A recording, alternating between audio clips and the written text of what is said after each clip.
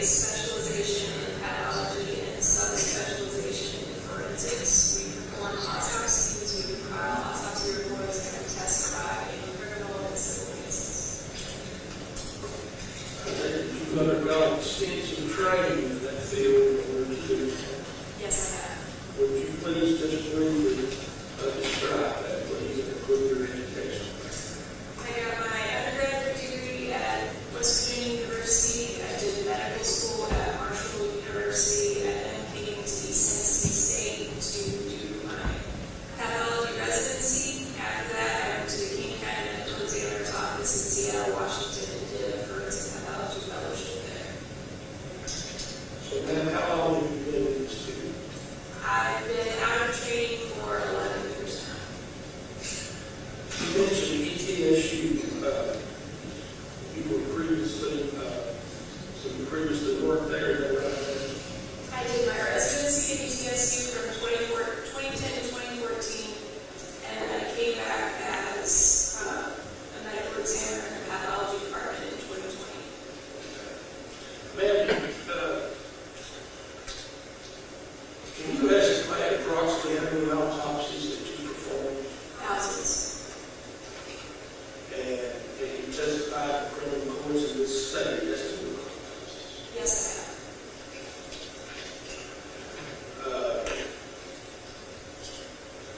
When you were working at the William L. Jenkins Forensic Center up in Johnson City in the campus of the in April of 2022. Yes, I was.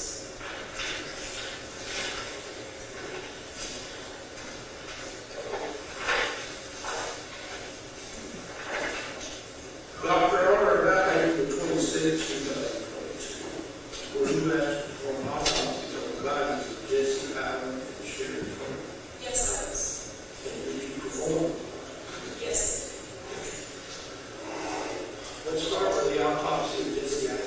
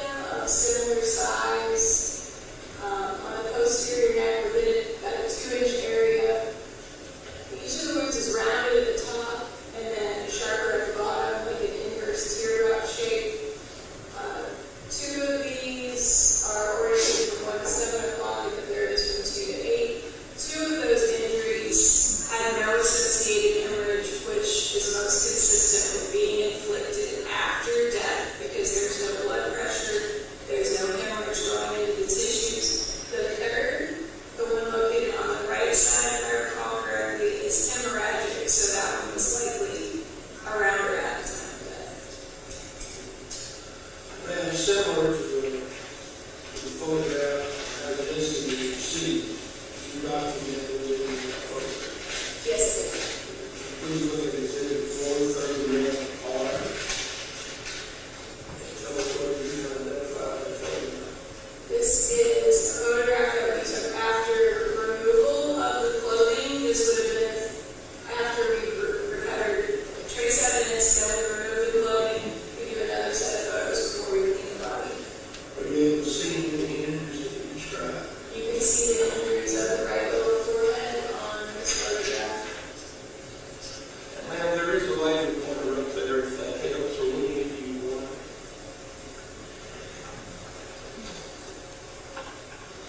Here are two parallel lacerations of the right lower forehead. Now, would you please look at exhibit 432R? Tell us what you can identify. Yes, I can. So, here the injuries of the right forehead that we just discussed. Here are similar parallel lacerations of the right temporal scalp with this large area of concavity where the scalp is bashed in, for lack of better words.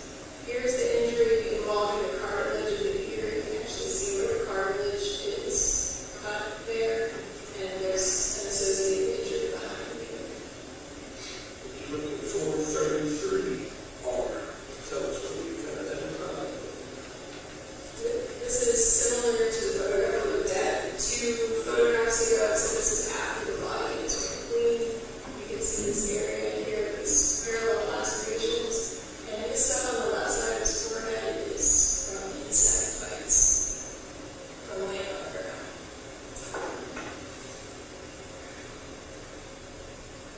Please look at 434.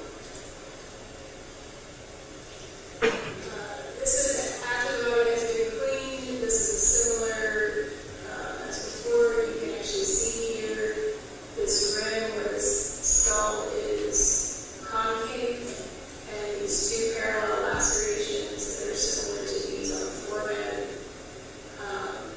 This ruler is showing the size of that injury, and then you can also see the injury to the ear. Would you please look at 435? This is a close-up of the injury of the ear. You can see that the cartilage is lacerated. This is consistent with the course. 437, please. So this is the back of the right ear. This is the ear flip forward. You can see a little abrasion on the back of the ear and this laceration on the mastoid region behind the ear. It's consistent with the course injury.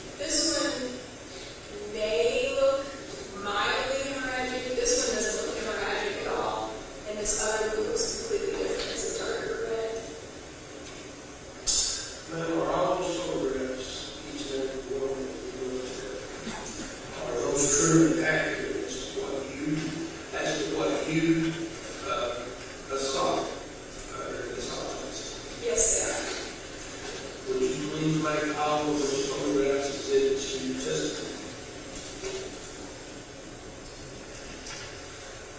Can you use those as exhibits? Yes.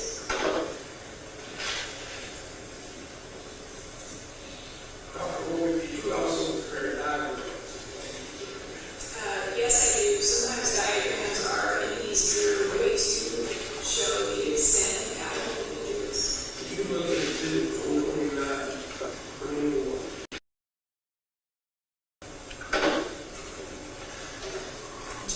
For the benefit of those that are watching this and now, can you please describe what we're looking at? Can you explain what we're looking at?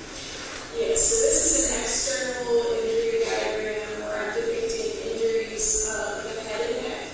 So here's this hair laceration injury of the right lower forehead. Here is the concave deformity of the right temporal scalp with these 2 quarter-inch lacerations. I'm showing here this laceration of the right ear with the associated injury on the masseter region behind.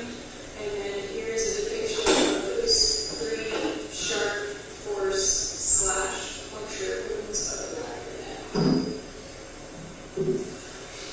You mentioned fractures. Go to the next page, please.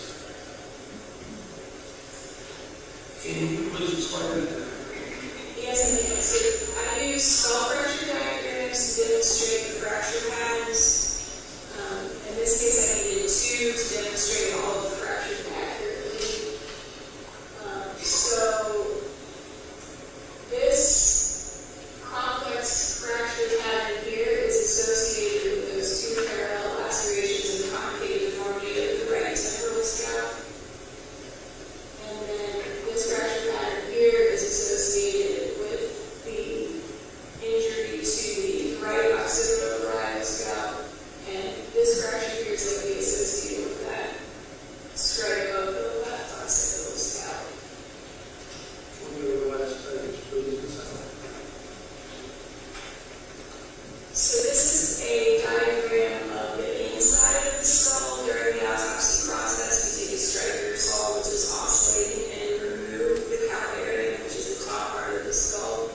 So this is the base of the skull after removal of the brain. So this is the area that overlies the eyes here, and this is where the brainstem goes down into the spinal cord.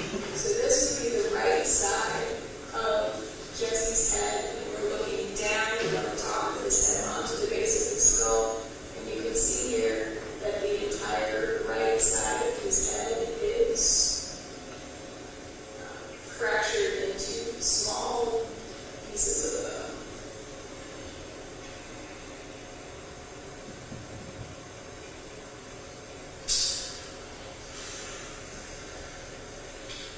When did you determine, or were you able to determine approximately how many different injuries just? It's hard to say because some of the injuries may have overlapped, but I would say that the injury to the right side of the forehead represents at least 1. There's at least 1 to the right temporal scalp. There's at least 1 to the ear. There's at least 1 to the right side of the back of the head and 1 to the left side of the back of the head. So 1, 2, 3, 4, 5, a minimum of 5, but it may have been more. Did you, is there any way to determine which one was the fatal injury? They're all failing. Did you preserve the sample when you do it for testing? Yes, we did. Was there anything found? No, it was not.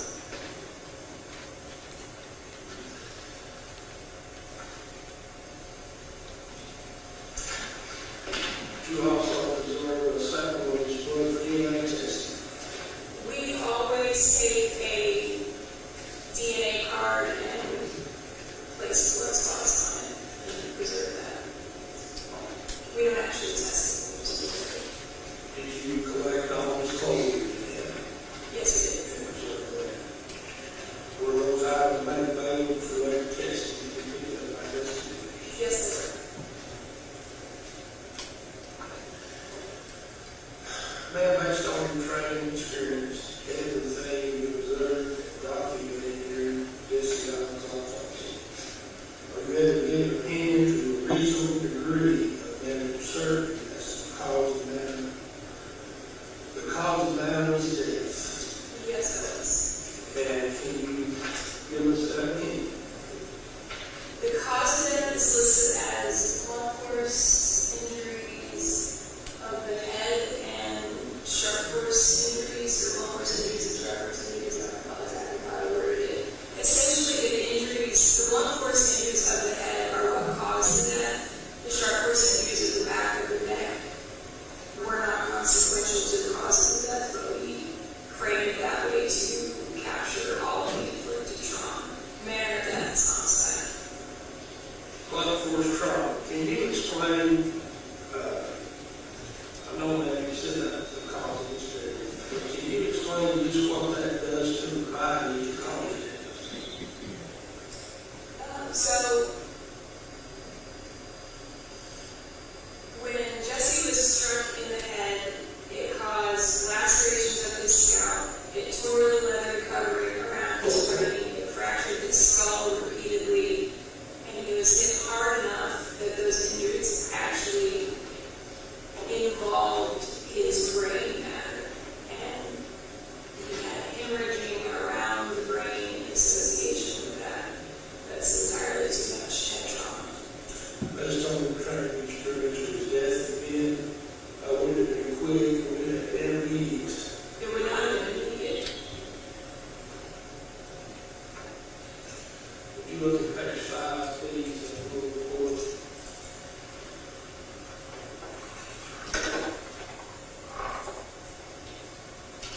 And the report that had your signature, is that your signature?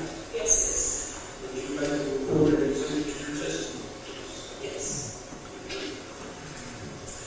And outside of the injuries you brought with Jesse, were there any other evidence of any type of health issues? No. Just, outside of those injuries, did you attribute any wrong health? Yes, it did.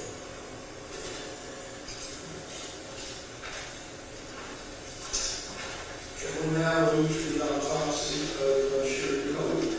Yes.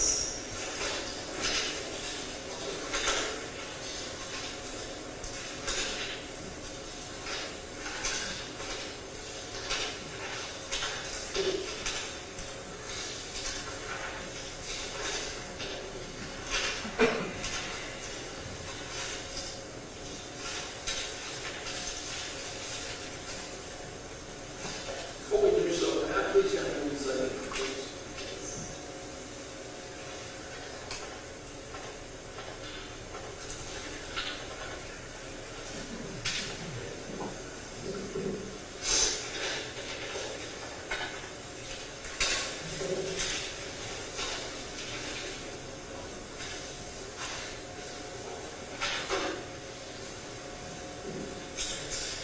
Ma'am, as you did with Jesse, did you prepare a report of your findings as to Sherry Cole? Yes, Would you please look at exhibit 444 to tell us what you got done? it did. That's my autopsy report.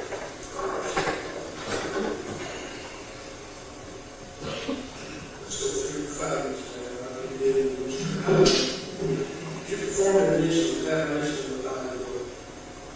Yes. Can you tell us initially what you observed about this code? We went to page 2 of the same. Sherry Cole is an adult female, very small adult female. She was 97 pounds and weighed 57 inches in length. She has insect predation of external surfaces in her body, just like Jesse did. And the body is at a cause covered in debris. Man, when you first saw this clothes, Yes, she was clothed in a shirt, bra, pants, underwear, and she had a yellow middle wearing a hair tie. I'm sorry, I can't show you a photograph of what she's wearing. Please do. Man, did you find any evidence of injury to Ms. scope. Yes, Can we look at page 3 inside? Would you please describe what you found? I did. She had periorbital ecchymosis on the right and left side, so both her eyes appeared black. She had a 1 by 1 inch laceration of the midline parietal scalp, which is like the top of the head. She had a complex 2 3/4 by 2 inch laceration of the medial right occipital parietal scalp, so a similar place on the head as one of Jesse's injuries. That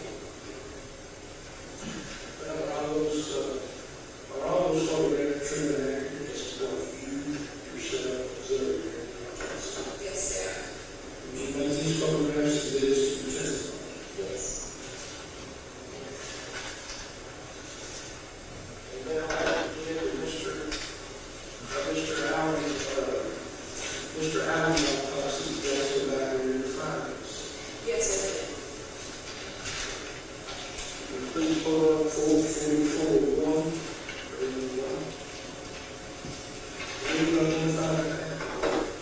Yes, ma'am. This is the external entry diagram that I used to document the entry associated with this. Would you please explain what you found? Yes.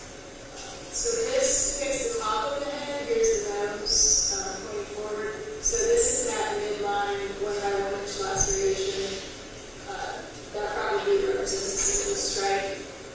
You can see here this complex laceration, this 2 3/4 by 2 inches. This is it's complex and oddly shaped. This likely represents multiple strikes, but I don't know how many. Here's a curvilinear laceration of this right occipital scalp. That's an individual strike. And then here is a 2-inch laceration of the left side of the head that is also at least 1 strike. This is how I depict contusions or ecchymosis. So that's just showing that she had periorbitis or black eyes. Can you go to the next page, please? Are you able to identify that photograph and that document? Yes, this is the first of 2 skull fracture diagrams for this skull. Please explain what the red line is or what you found. The red lines are fractures. So, in contrast with Jessie, all of her injuries are of the top and back of her head. So all of the fractures of the calvarium of the top of the skull are back here. Anyone know how many total fractures she had? Well, the fractures intersect, so that's not necessarily the best way to tell. From the previous diagram of the external scalp, I believe I counted them. I think it's at least 4.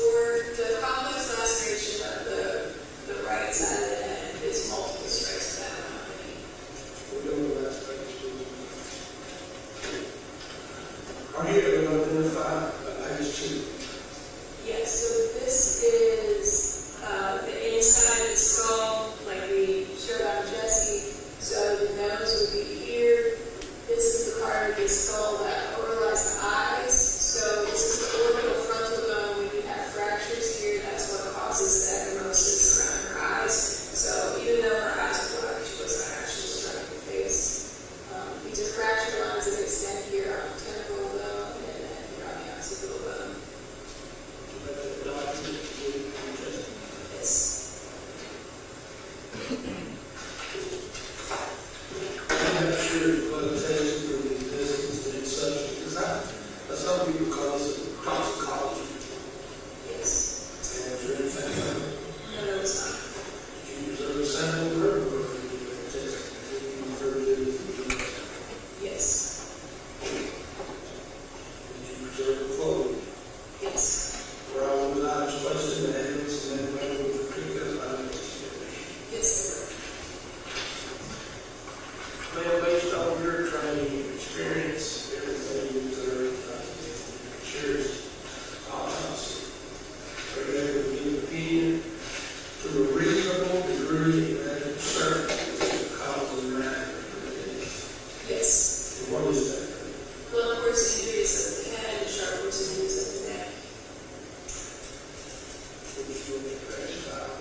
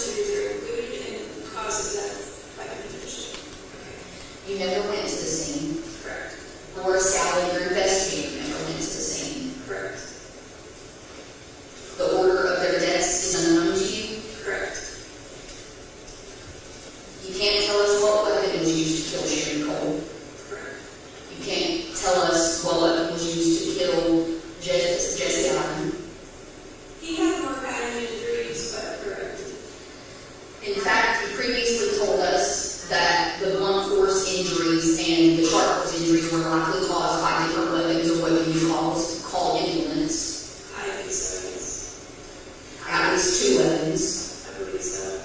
You can't tell us that the killer used the same weapons to kill Sherry Cole that was used to kill Jesse Allen. True. And you don't know what those weapons are, do you? No. Now, if the state had brought you an implement, you would have attempted to compare that implement to the injuries, correct?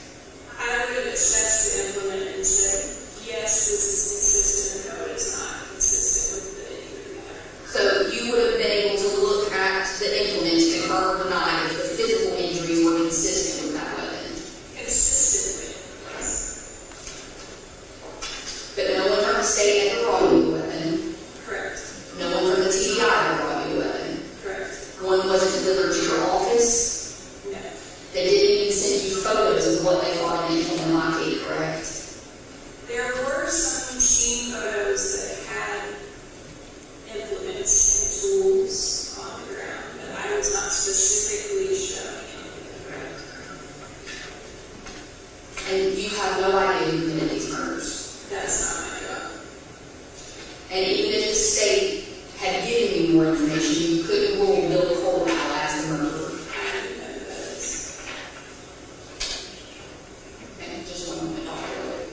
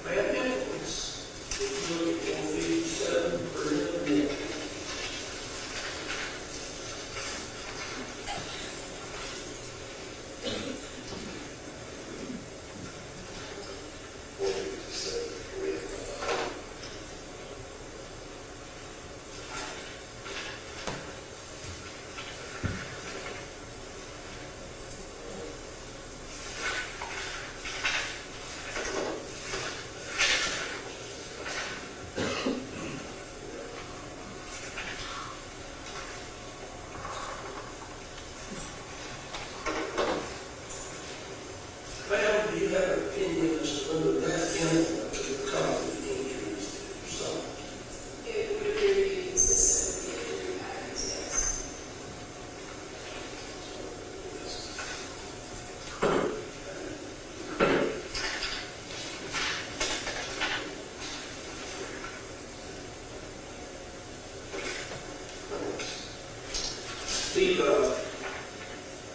The puncture wounds on the neck, or the flat screwdriver in the table, her injuries.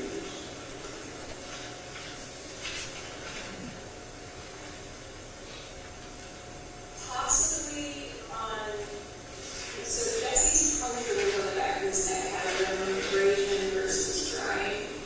Miss Cole's injuries appear to be sharper than that. I'm not entirely sure what else those means. And, thank you. Would you make 4 fixes that in the way you finish your testimony? Yes. Thank you. That's all I have. Yes.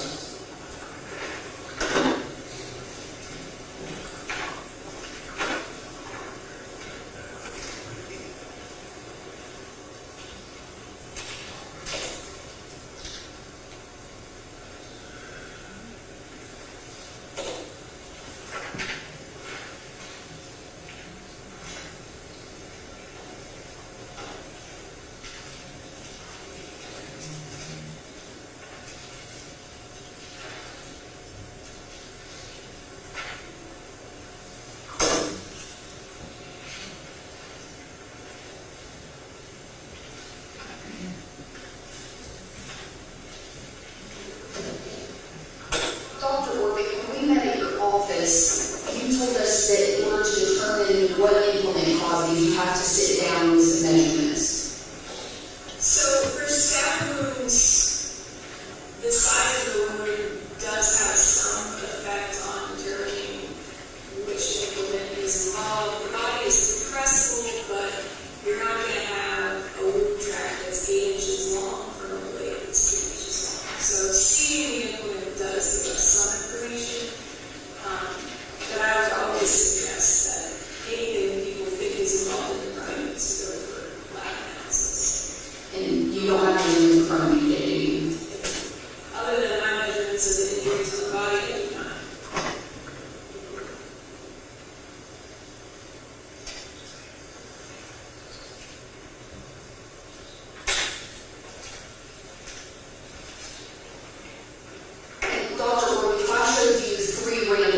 numbers, they would all likely be consistent with the injuries, correct? I don't know what random hammers are, but if they're all hammer shaped, then it is.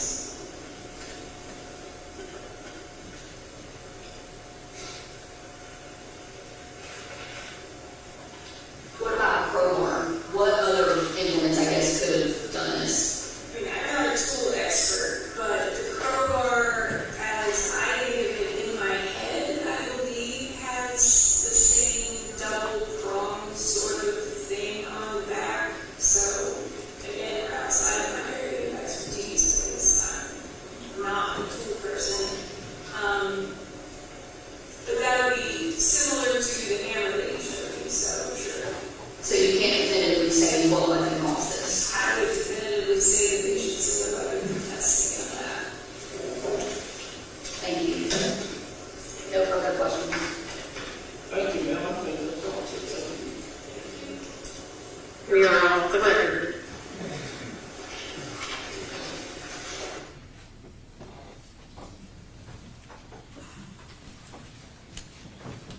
Sir, may we file that as the next exhibit, please? Really fine.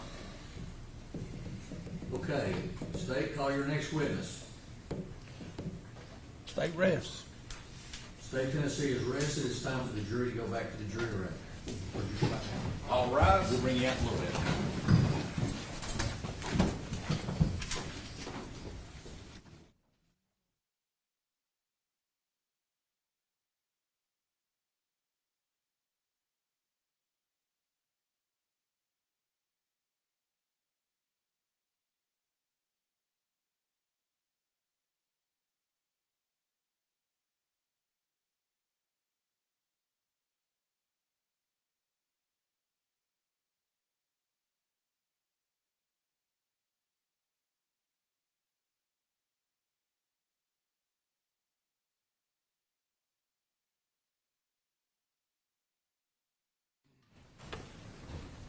As customary, Your Honor, I would move for a motion of judgment of acquittal.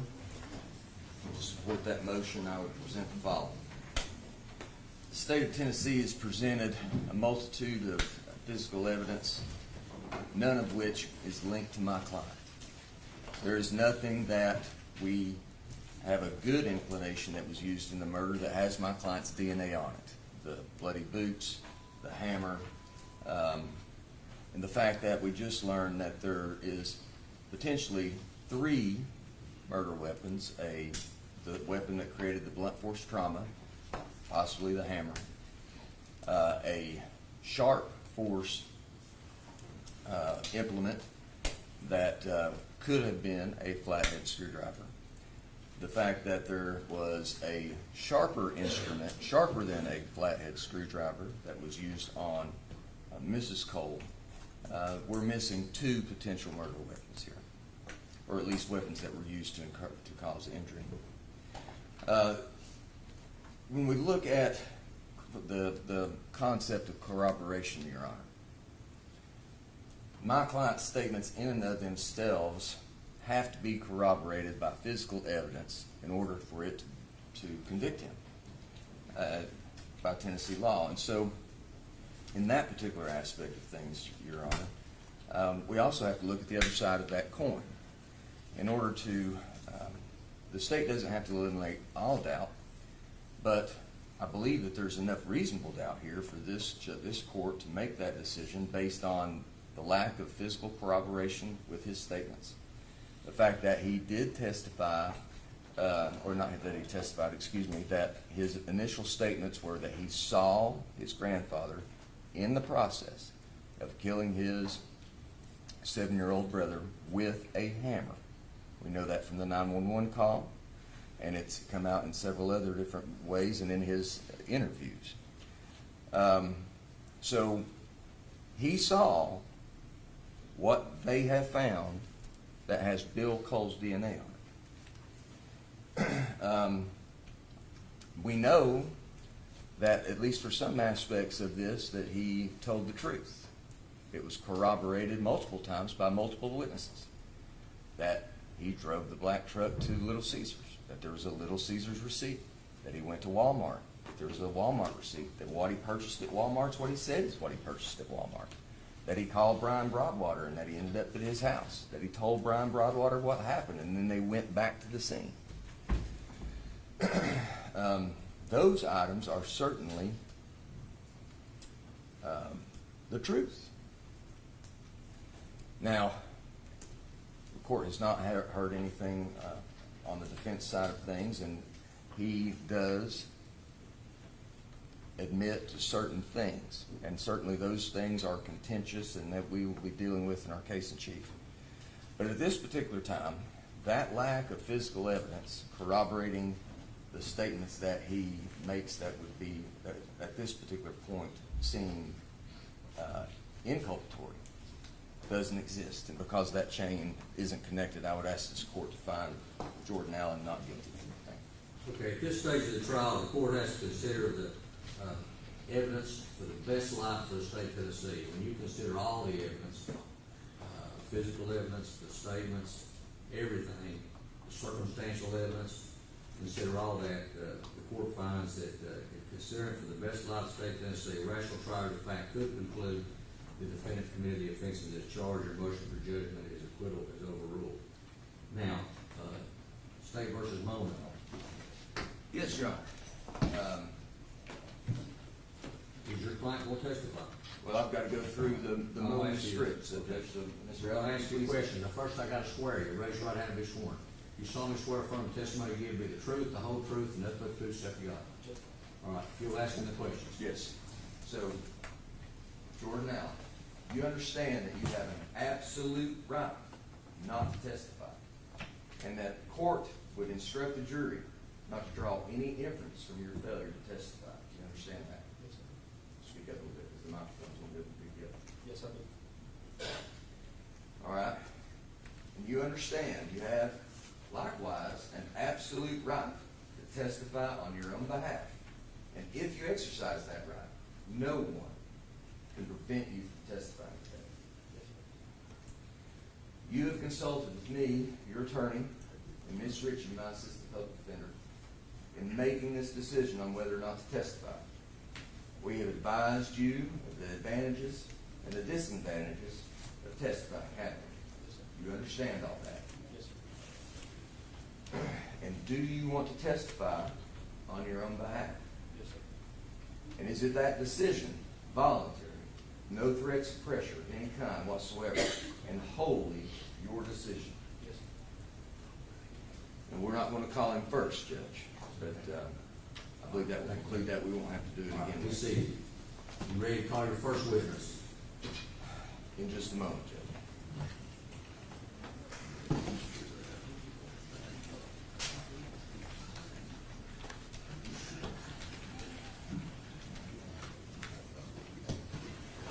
Your Honor, I'm going to step outside just briefly to make sure my people are here. I know there's a couple that are still en route.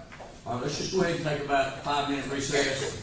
All rise. While he's checking everything, I need 10, let me know.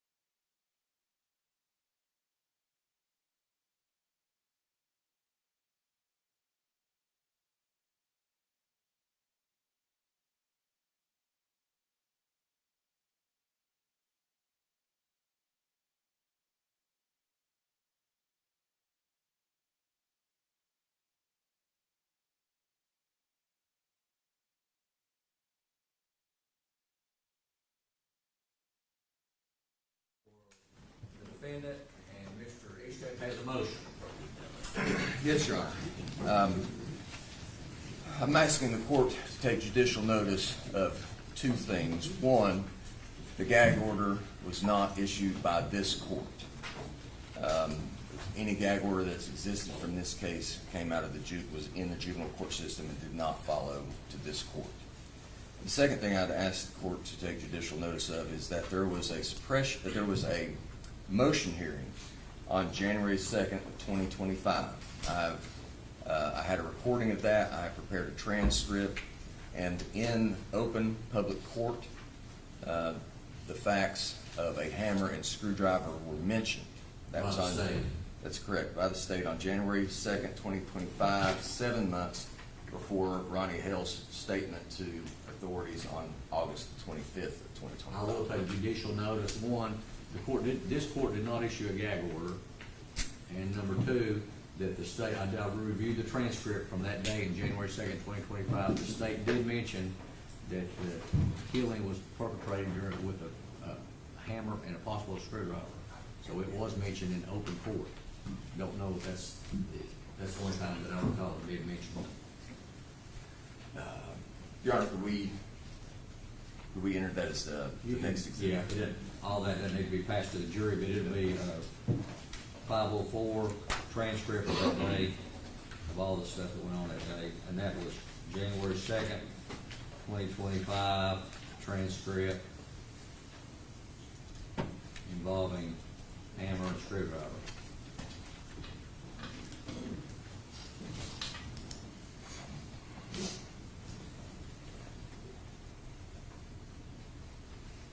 All right, you ready to call your first witness? Yes, Your Honor. The defense calls Sam Spencer.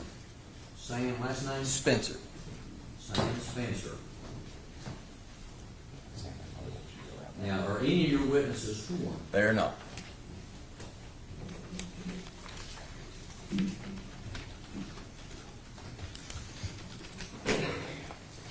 your right hand and be sworn. You solemnly swear affirm the testimony you give will be the truth, the whole truth, and nothing but the truth, so help you God. I do. All right, what's your step right there? Thank you. Get comfortable and speak up so we hear you.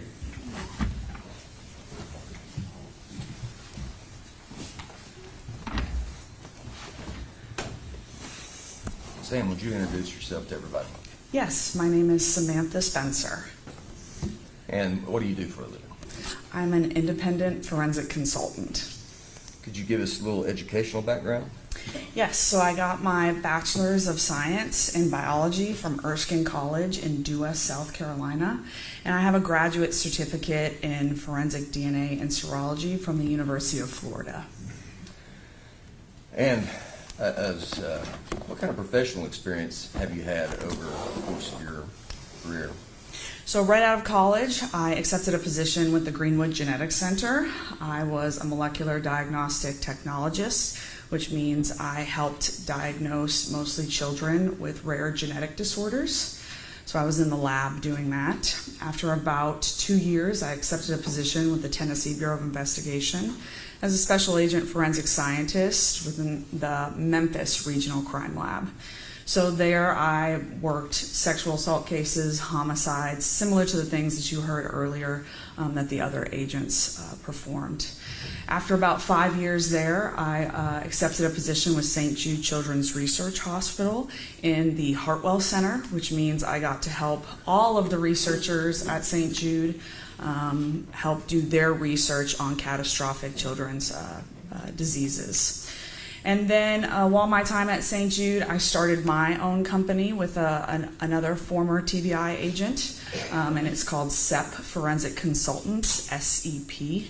And we mostly help attorneys understand what happens in the lab when it comes to forensics and testify if that is part of what they need. Do you do any kind of continuing learning education? Yes, I do. I try and keep up with the same standards that TBI held me to, which means I mostly go to conferences once a year. Are you a member of any professional organizations? I am. I'm a member of the AFES, which is the American Academy of Forensic Science. the International Society of Forensic Genetics, or ISFG, and then ACER, the the Association of Crime Scene Reconstruction. Okay. Now, the fact that you're an expert in your field has been previously stipulated to. I'd like to introduce your CV as an exhibit. Exhibit 505. All right. Let's talk about some of your time at the TBI, okay? Yes, sir. So, when you were at the TBI, did you testify in any trials with dealing with DNA? I did, yes. And how many of those were murder cases? I really couldn't tell you a number. The total amount that I testified to while I was at TBI was around 25 times. Okay. And how many times have you testified for the defense now that you're in private practice? Now that I'm in private practice, it's about the same number. I think I'm at like about 27 for the defense now. And you don't work for free, do you, Sam? I do not, no. You got a family, you got a support, I do, yes. but you're not just out there taking all the money you can get to come in and say what people want you to say, are you? No, that is not my aim with my company, no. You're not some hired gun, are you? No. All right. So, when you were part of the TBI, were you a member of the BCRT or the CSI team that they had? Yes, I was a member of the Violent Crime Response Team, or what most people like to call the CSI team, yes. And you've processed a multitude of crime scenes, I imagine. Yeah, I'd say I processed crime scenes was probably around 10-ish, and then if we add on what we like to call technical assists, which means vehicles or houses where we don't necessarily have decedents present, that is probably another 10 to 15 on top of that. But your main specialty, well, let me back up. You've been trained in the appropriate method to collect evidence. Yes, I participated in the TBI's crime scene processing school, which was about 6 weeks. So I went through that and passed that by participating in mock crime scenes and then a mock court case. And then we did the yearly proficiency tests as was previously spoken about. But your main focus is processing DNA material, is that right? Yes, I would say the large chunk of my job while at TBI was focused on being in the lab processing that evidence, yes. Well, we sort of kind of got a little bit of essentially the results, I guess, but could you explain in general how DNA is tested? Yes, so the field that I work in is generally referred to as forensic biology. And what that means is that it's separated into kind of two sections. The first section is serology. Serology is a study of body fluids, which means we're attempting to identify typically blood, semen, or saliva, depending on the type of evidence in crime that we're looking at. And how we do that is we go through screening, presumptive, and confirmatory tests. So our screening test gives us an idea of where a body fluid might be. Our presumptive test gives us a little bit more confidence that a body fluid may be present. And then we have that confirmatory test that says this is that body fluid. After we've identified that body fluid, we're then going to go into that DNA process, which is that second step. DNA analysis consists of 5 steps. It's extraction, quantification, amplification, separation, and then interpretation. And so those results that you heard earlier this week, that was all of that process, all of those results put together. So,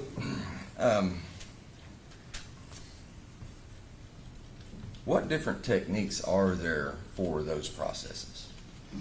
There's more than one way to do it, I imagine. Yes, so depending on the item of evidence is how you're going to process it. Again, you're going to look at that item of evidence and see what type of body fluid am I potentially looking at? Or you might not even be looking at a body fluid, you might be looking for what I would call trace DNA, or a really small amount of DNA that may be there from either somebody touching something or moving DNA from one location to the next. So how you're going to process that item of evidence depends on what you're actually looking for. Because blood is the main focus of this matter, we'll talk about blood more so. So the screening method that we would use depending on that item of evidence could be either visually looking at it, do I see any RBS, any reddish brown stains?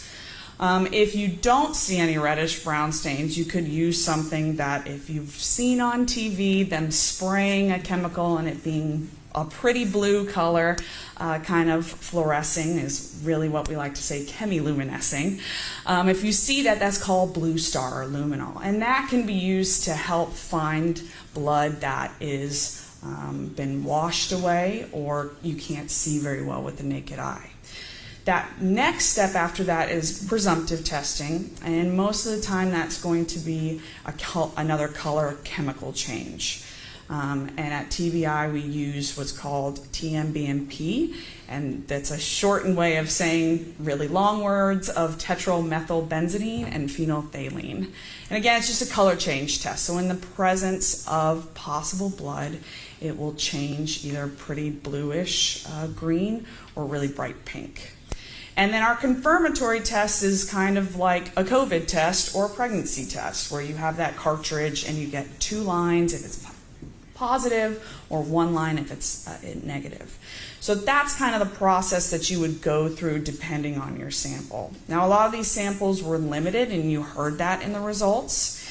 And so you might not do that last confirmatory test because you're more concerned with getting a DNA profile rather than really saying, is this human blood, which that DNA test would provide information for that conclusion.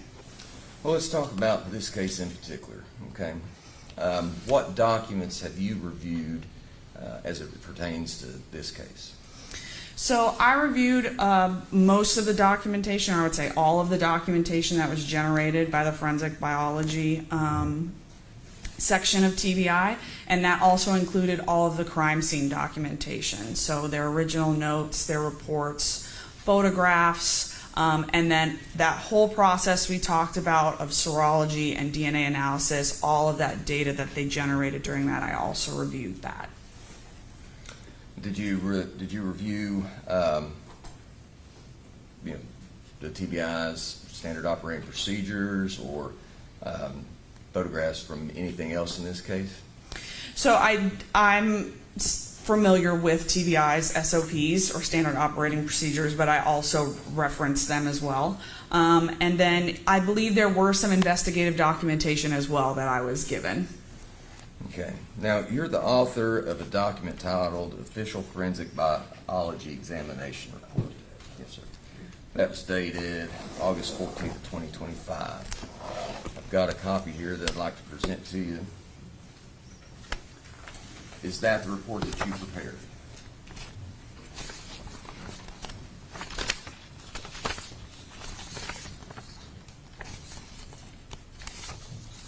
Yes, it is. A fair and accurate reflection? Yes, sir. All right. I'd like at this time to enter that as an exhibit. That can be filed as an exhibit 506 and not be attached to the jury. Let's talk about some of the clothing that was collected at this scene, okay? Yes, sir. So, did you review the results from the analysis of Bill Cole's clothing? Yes, I did. Do you have any issues in the DNA findings on Bill Cole's pants that had Jesse's blood on it? No. And were the profiles obtained from the back of Bill's shirt, the back of his pants, his belt, were they consistent with mixtures? Yes. Were any of those female?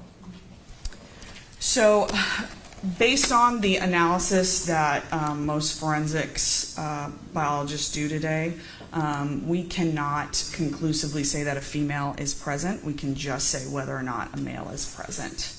So I would not make a conclusion on whether or not a female was present unless it was a single person present. So because it's a mixture, I would not say whether or not a female is present. So is that true with any mixture? It's just the only thing you can do is a male?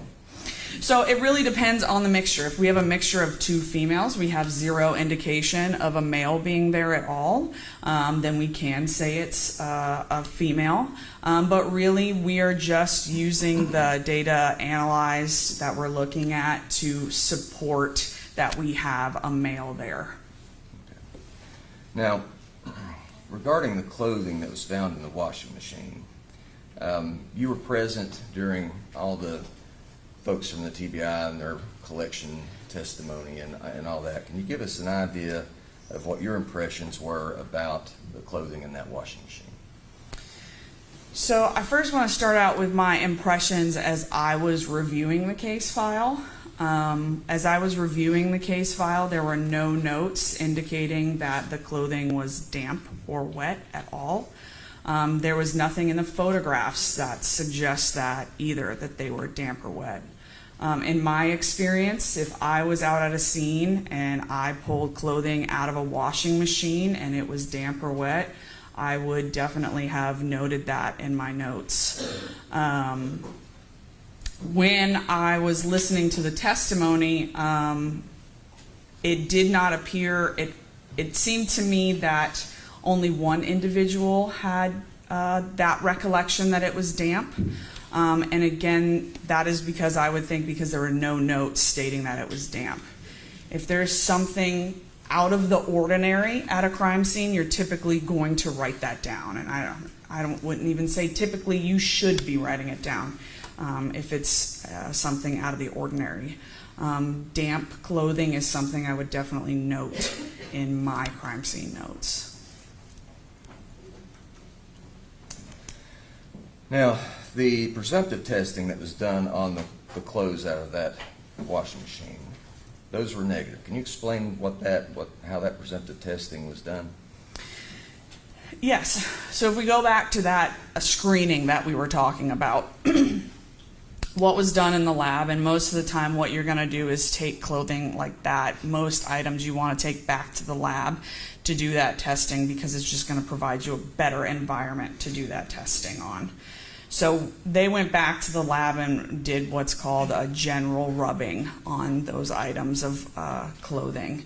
And so basically what that means on that shirt is we're taking a small filter paper, it's about this big, rubbing that shirt and seeing if you can pick up any potential blood present on there. And then using that presumptive test that we talked about, that TMBMP, and seeing if you get any change in that color. And according to their results, there was no color change. Now, is that the only way to do it? So I think if I had been working this and I was under the impression that these clothes had been washed, a very common thing to do when you have something that has been washed, particularly scenes, is that you're going to use that blue star. Blue star is what forensic scientists use to look at scenes that have been cleaned. I have done it at scenes that were cleaned. And so you take that back into the lab, especially that darker shirt, because it is that dark green color, and you're not going to be able to easily visualize any staining on it. You use that blue star to help identify if there's any staining on it, and then you can do a more pointed testing using that presumptive test of that area.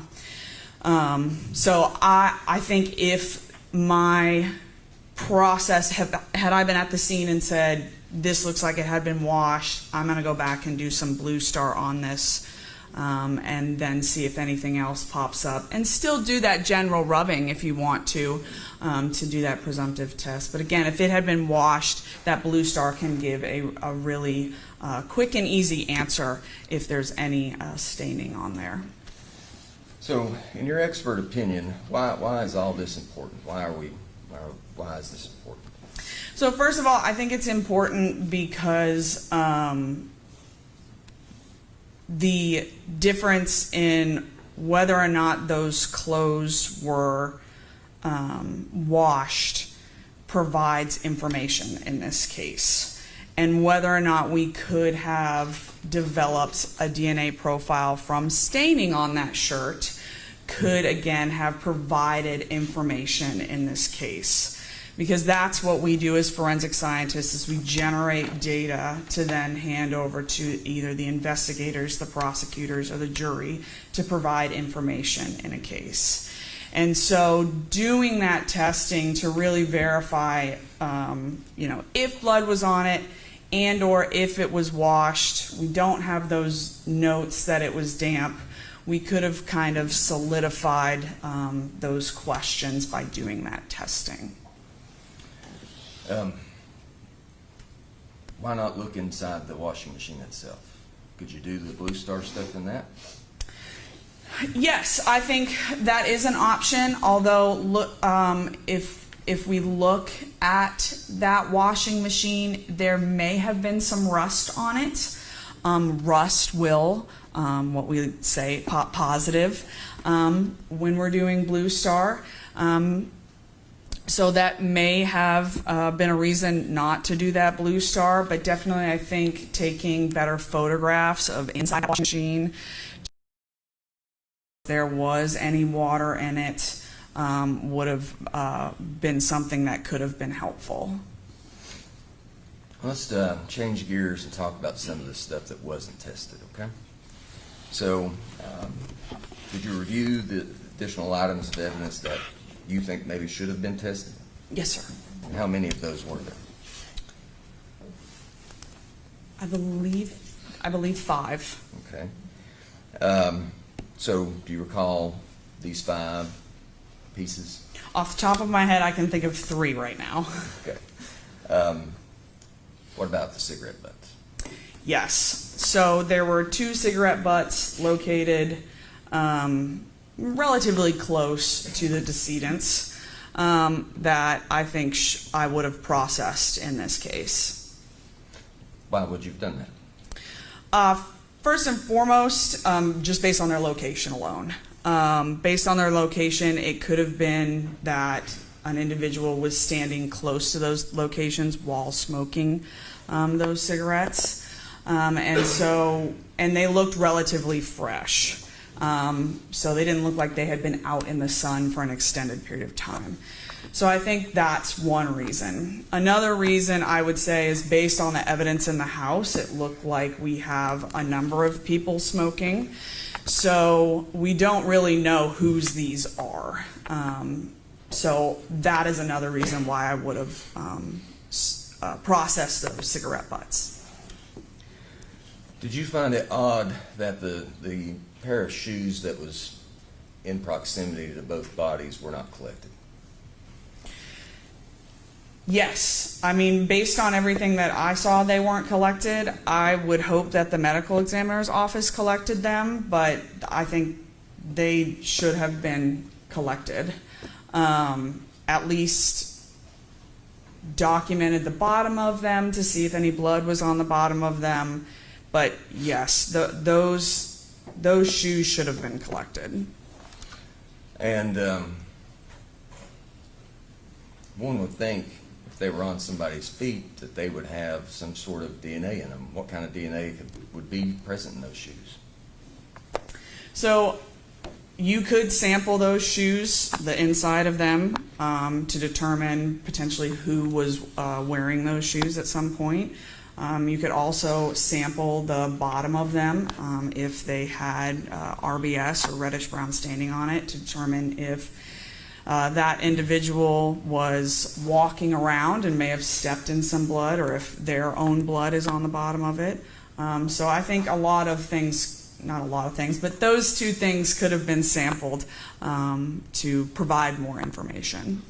What about the sock from Bill Cole? Yes. I think that sock should have also been processed. Based on the scene itself and some of the DNA testing that was done, we kind of have locations in which specific individual's blood is located.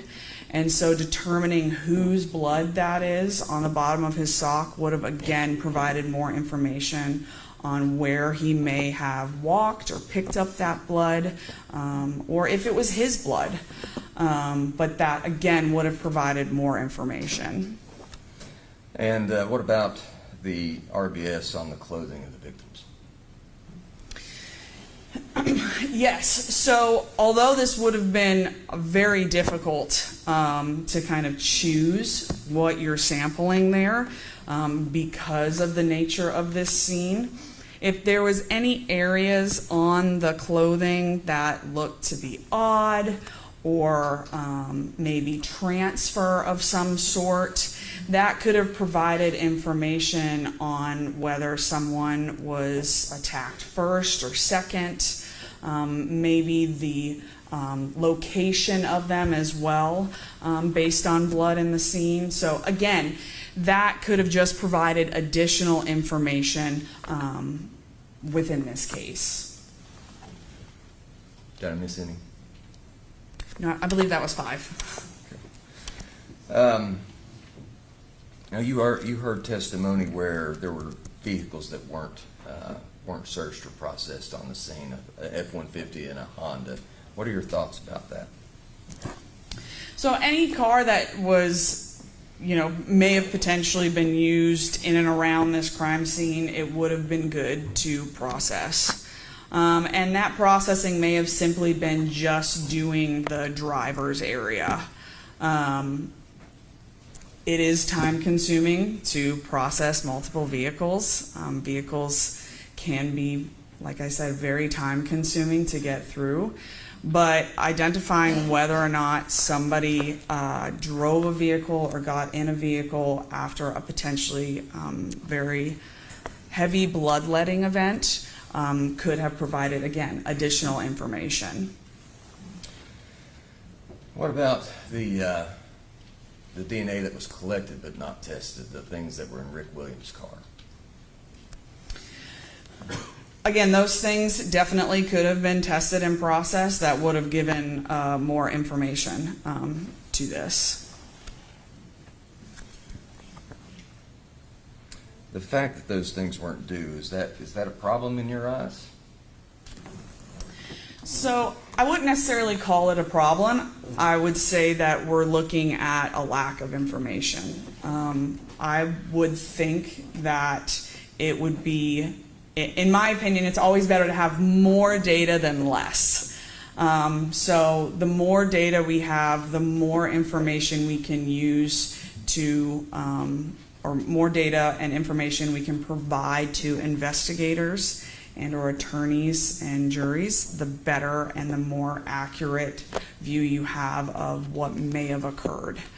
And so I think, in my opinion, I think Mr. Cole's sock and the 2 cigarette butts are the biggest misses in not being processed in this.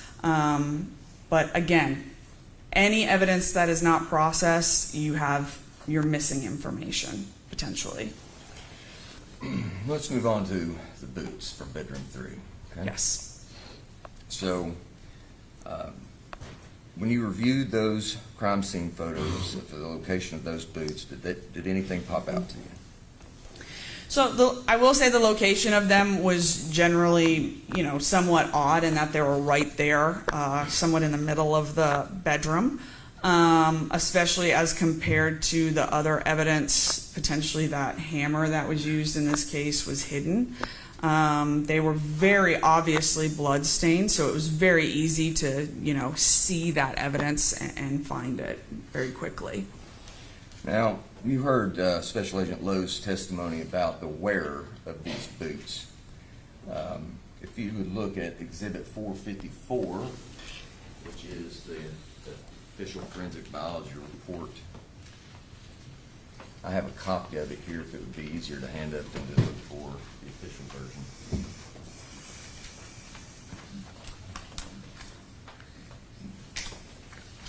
Thank you. Now, what we have on page 8 my memory serves me correctly.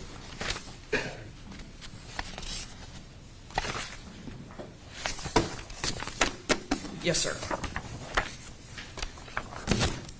It says wear inside heel and tongue, correct? Correct. I think Special Agent Lowe may have covered it, but if you could, if we missed anything, explain how that result was collected and tested, please.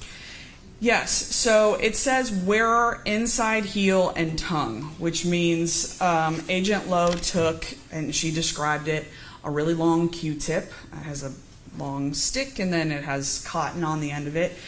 And she's going to swab the inside heel and the tongue area. She did it for both of those shoes, but then combined them together. So we're talking about both of these shoes, right and left, as a collective in these results. So based on her description of this and her notes, she was attempting to identify who the wearer of these boots were. Now, these official biology reports, there's not a template that says anytime that you're testing shoes, you're going to use the term wearer, is it? No, So that was Special Agent Lowe's decision to call it the wearer of those boots. correct. That was her choice to call it that, yes.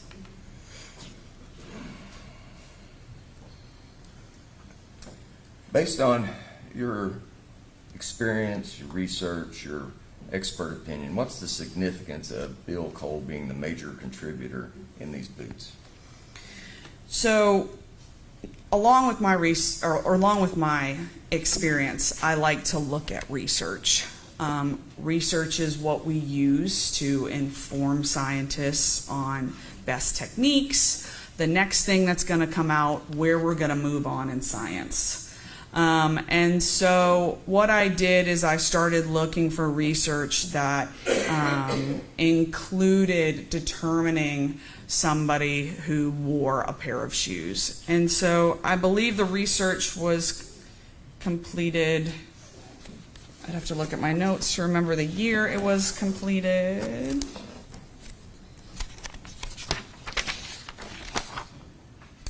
(2022). This research stated that if you find a major contributor within a shoe, 83% of the time, that's the person who is the owner / wearer of those shoes. And so we have to take that information into consideration when we look at this DNA and this profile. It is a mixture of at least 3 individuals, which is very common in shoes.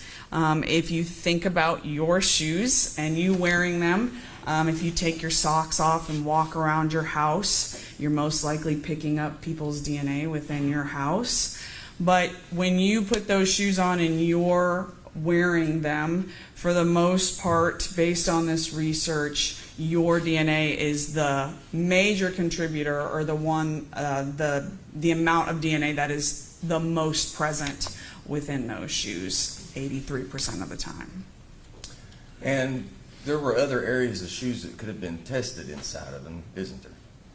Yes, that research specifically spoke about shoelaces. So I believe these were lace-up boots, and so that's another area that could have been sampled that provided good information on who the wearer of those shoes were. Now, as a forensic scientist, when something cannot be conclusively determined, as an expert in the field, what is your opinion about something that cannot be conclusively determined? So if I have an inconclusive result, I think is what? Yes. So if we're talking about an inconclusive result, that is neutral, essentially. It gives you no information one way or the other. You really can't put it into a category of, say, yes or no. It's in this middle ground of it provides us with nothing. And does your conclusion regarding these boots contradict any initial assumptions about the wearer? If those initial assumptions were that Jordan Allen is the wearer of them, based on these results along with that research, this supports that Mr. Cole was the wearer. Is there anything that that stood out that I maybe haven't touched on that you think that we all should know?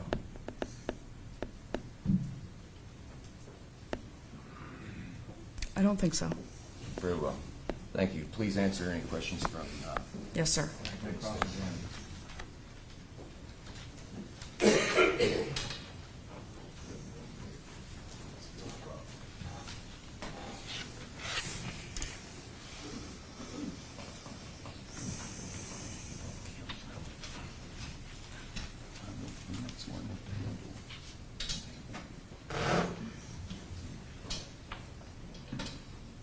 I guess the appropriate term is forensic scientist. Is that the appropriate term? Or just Sam. It's totally fine, sir. Yep.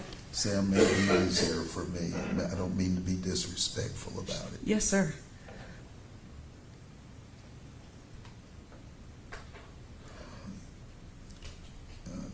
You were not at this scene. No, I was not at the scene.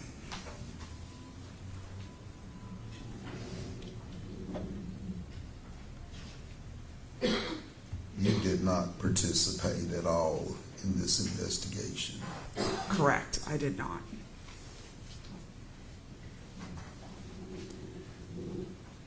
You used to work these scenes, That is correct. Yes.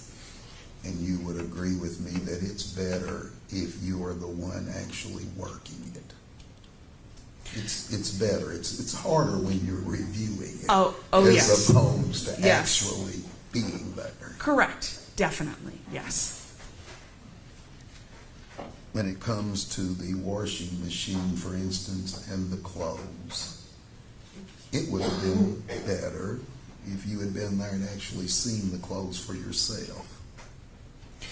Again, yes, that would have been better, but again, I always need to be able to reference those notes to go back and remember what my thoughts and observations were at the time of any crime scene I've worked or reviewed. And having been here, you have heard Melanie Carlisle testify about those clothing. Yes. Melanie Carlisle is an experienced, you would agree. She's been around long. Oh, no, she hadn't been around longer than I have. That would have been a poor statement. But she's been around a pretty good while. Yes. She's worked many of those crime scenes, Correct. probably more than yourself. Yes, she definitely has. And you heard how she described that clothing. I did, yes.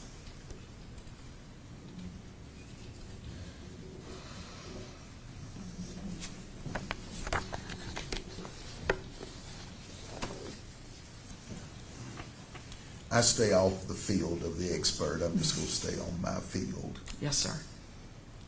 You didn't do any independent testing of any of these items. No, I did not. And you have no reason whatsoever to question the findings of Agent Lowe.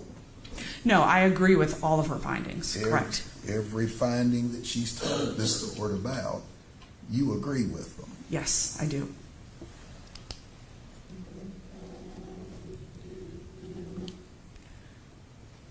And having worked for the TBI, you know how it is trying to determine which items to pick up and which items not to pick up. It's not easy, is it? No, determining which items to pick up and not pick up at a crime scene is difficult, but I will say for the most part, you tend to over-collect. You would rather collect something rather than not, because number one, you don't want to have to go back to that scene to collect it, and number two, you don't want to not have that evidence later on down the line. And you have worked with some of these people, and you know that they're documenting everything they can by picture and photograph. Correct. You question none. There is no doubt in your mind, as you sit up there, that the agents of the TBI didn't plant anything in those rooms. No, not at all. No. You're not questioning that the hammer was found in bedroom number 3. No, not at all. You're not questioning that the hammer in bedroom number 3 had Jesse Allen's blood on it. No, I'm not questioning that. And you've sat in this courtroom, I go to the bathroom a lot. You've been in the courtroom probably longer than I have in this case. Yes, sir. And you would agree that in this particular case, bedroom number 3 belongs to the defendant. Yes, that was the information based on the scene, yes. You are not questioning that the boots were found in bedroom number 3. Correct, I'm not questioning that. You're not questioning that there was blood of these victims on those boots. No, I am not. You're not questioning that the TBI in any way made a mistake as to whose blood was on those boots. No, not at all. You did question, well, you didn't, but you found it strange that those boots would be left in the wide open there so easily to be found. Yes, that's just an observation I made while looking at the photographs, yes. But you also were in this courtroom when the confession of the defendant was played. No, I was not in the courtroom when the confession was played. You don't know that the defendant, while sitting at Greene County Sheriff's Department, when asked, told them what else was found in his bedroom, and that would include the boots. Your Honor, it's been asked and answered. She was only in the courtroom. The order of the court only allowed It is her. asked and answered. She wasn't in it, she didn't know. We all agree she doesn't know. Okay. She said she didn't know what happened, she wasn't here. You were in here when steel shots were taken from the Marathon gasoline or convenience store. No, I was not. You were not here for that. No, sir.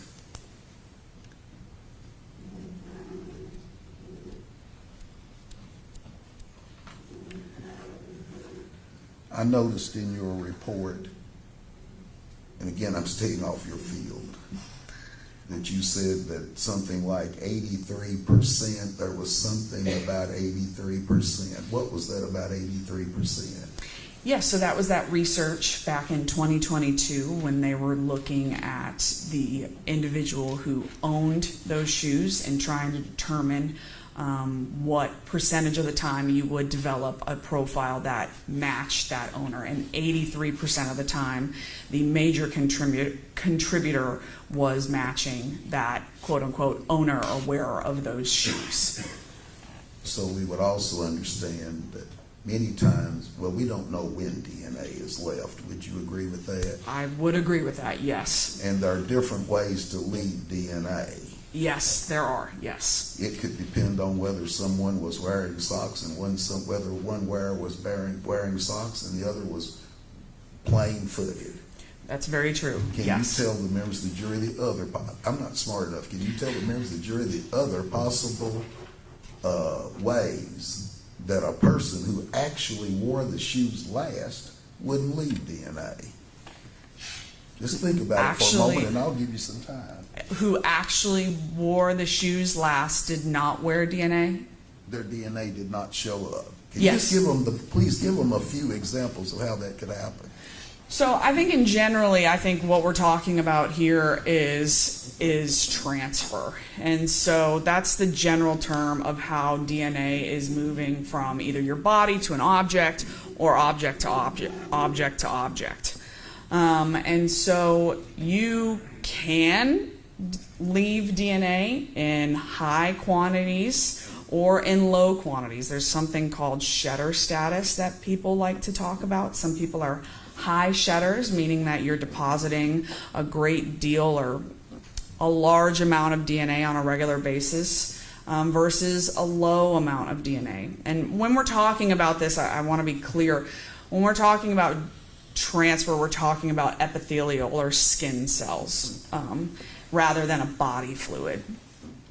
So there's multiple ways that you can do that. As we were talking about earlier, with you wearing your shoes in your house, you put your socks on, you walk around your house, and you've picked up. I have 2 children. They're boys. They can be gross sometimes. I'm picking up their DNA as I'm walking through the house, and so I would probably find some of their DNA in my shoes as well. So there's a myriad of ways that you can leave DNA or not leave DNA within something. So I don't think I could even begin to touch on the amount of ways that you could or could not leave DNA, because that part of research within our field is still kind of very active and a question mark. But that's why we do the research, that's why we have the research, and that's why we look at it. So just as Agent Lowe testified, you would agree, there's no way in the world to come in here and tell this jury with certainty that Bill Carr was the last one to be wearing those boots. No, again, I presented that research as information. I cannot tell you when DNA was deposited or how it was deposited. Thank you very much, Sam. Can you redirect? Very briefly. Suffice it to say, there was no DNA belonging to Jordan Allen found in those boots. Correct. And Melanie Carlisle isn't a DNA tech. She was a toxicologist, is that right? That is correct. And in your time with the TBI, had you ever heard the term, if it isn't documented, it didn't happen? Yes, that was a normal thing said in our lab. Nothing further. Your Honor, I hate it. I want to do something for you. Read her off.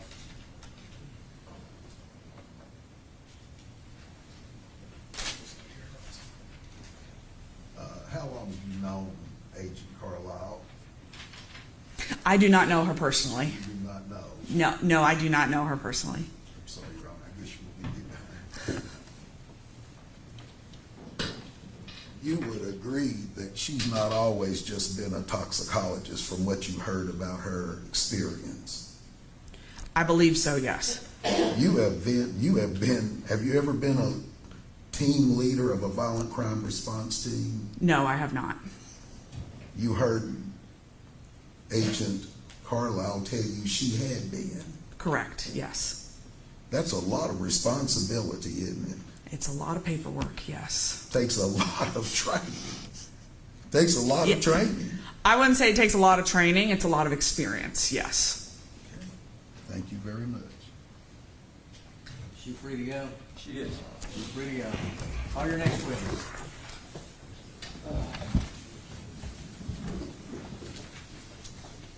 I have to call Carlos Lowe, Your Honor. Carlos Lowe.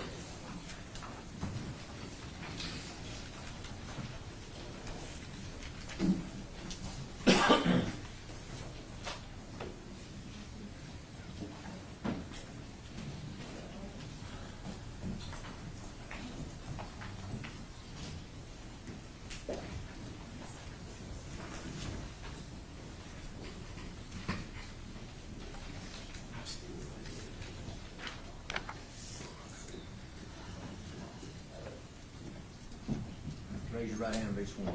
You solemnly swear affirm the testimony you give will be the truth, the whole truth, and nothing but the truth, so help you God. Yes. What's your step right there?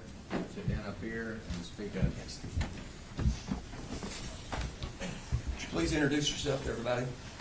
My name is Carlos Lowe. If you scoot up just a little bit.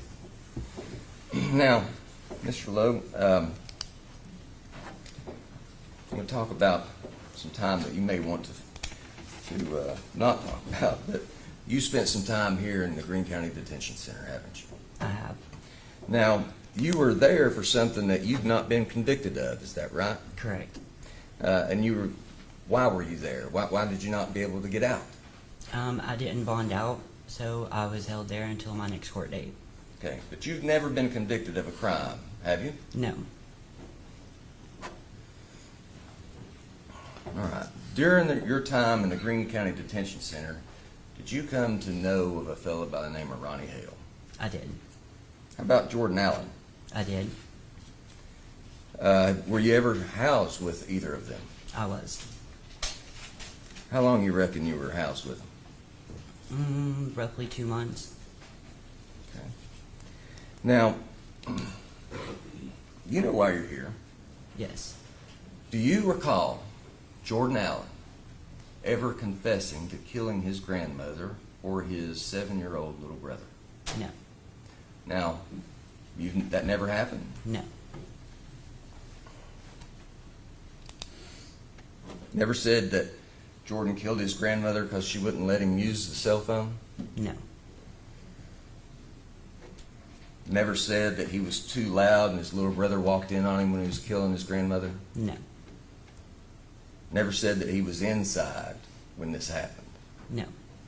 He never talked about his case at all. Never said that he stabbed his little brother? No. Or that he went outside and listened to music while waiting on the cops? No. You never heard those things? No. Nothing further. Cross. Just briefly, Mr. Lowe, Yes. were you in the same cell as Mr. Allen? I was. Did you and he become close? We were friends. Cordially. What does that mean? Well, we're in a confined space with each other, so we kind of all had to get along with each other. It was a 6-man cell. You and Mr. Allen were never together in the same bunk at the same time? We sat beside each other if we were watching the tablet or watching a movie as a group. So we all kind of like huddled up around because the tablets are just a certain size. But other than that, no. And so you never became fond of Mr. Allen? No. Mr. Allen never became fond of you? No. Thank you, that's all I have. Thank you. Now, in this 2-month time frame that you knew Jordan Allen, did you create some sort of bond with him that you'd come in here and lie to everybody in this room about what Ronnie Hale said? Absolutely not. Do you have any reason to be sticking up for Jordan or to be throwing Ronnie Hale under the bus? Absolutely not. Why are you here? I'm here to tell that something was not talked about and the truth, and I will always stand with the truth. Nothing further. I don't have anything else. Anything else? All right, you're excused. Thank you for being here. Defense, call your next witness. Gerald Ray. Gerald Ray, PBI. Yes. Is he outside? Is he here? He is. I've seen him outside. I'm gonna go get Gerald Ray.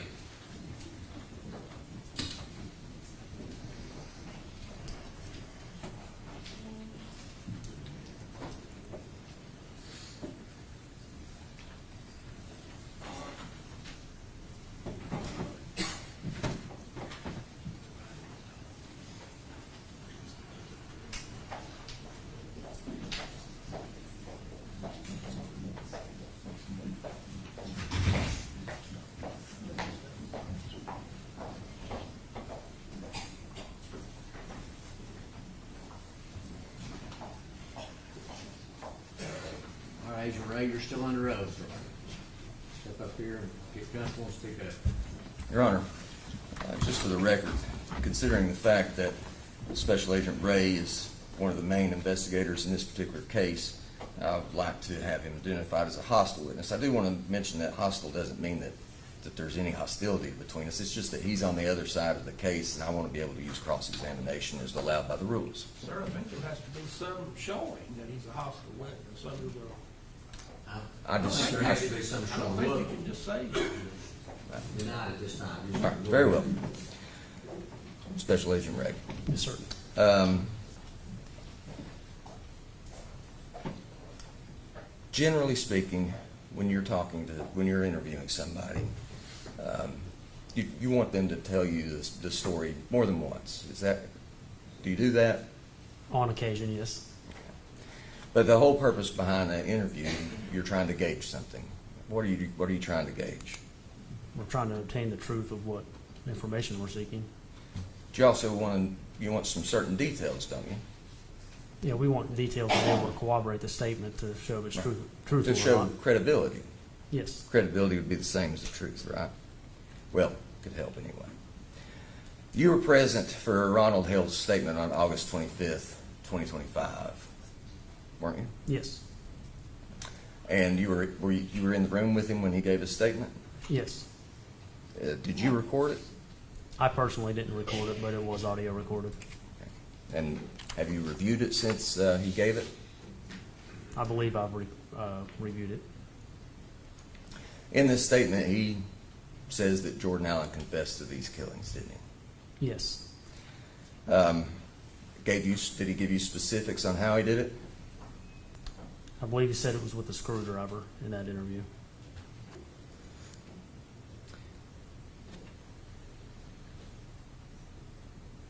And immediately after his statement, where did he go and what did he do next? Mr. Hale, Yes, sir. that might have been the day that he was sentenced. I'm not sure exactly where he went after that.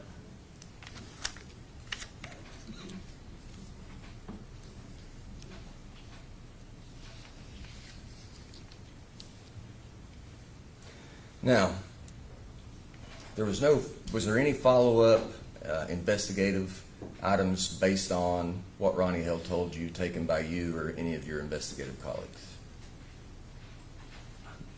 I'm sorry, I'll rephrase it. Okay. Is there anything that you learned in Ronnie Hill's statement to you that you went out and did some other investigative thing about? I did not personally take part in it, but I believe there were attempts to locate another individual that was named in the interview, but I don't know if those attempts were successful or not. Okay. Do you recall Mr. Hale telling you that Jesse walked in while he was in the process of killing his grandmother? I don't remember the specific details of how Mr. Hale said that it happened, other than I do recall him saying he did not know the specific locations because he was asked if he could provide the specific locations as to where each murder occurred, but I think he said that he wasn't told the specific locations. Do you remember him telling you that he went outside after the killings? Without specifically reviewing it, I do recall that something that Jordan, after the killings happened, he either went outside or went to a truck and listened to music. If I allowed you to listen to it to refresh your memory, would it do that? Would it refresh your recollection of what all he said? If you're going to ask me specific questions like to that detail, I would have to listen to it because it's been a while and I did not reviewed it. I understand completely.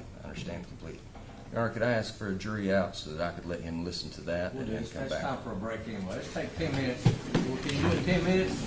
I don't think it's very long. Okay. All rise. Take the jury out. We'll be in recess for a few minutes while they listen to the tape.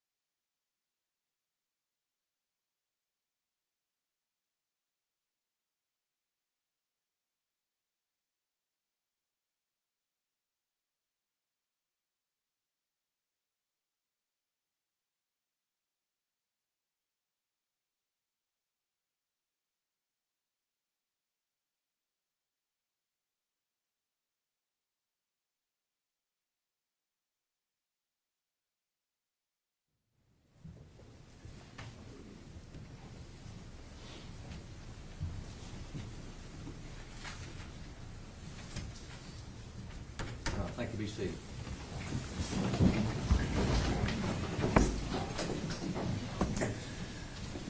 Special Agent Ray, I played you 3 clips. Has that refreshed your memory to the conversation that you had with Ronnie Hale? Yes. And did he tell you in his statement that the reason he killed his little brother is because he walked in and caught him in the middle of it? Yes, he said he walked in.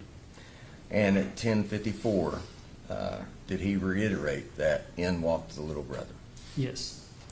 And did he later say that he thought that he went outside to get in a vehicle or listen to music? Yes, he said after it had happened, he didn't know what to do, and he went out to a vehicle.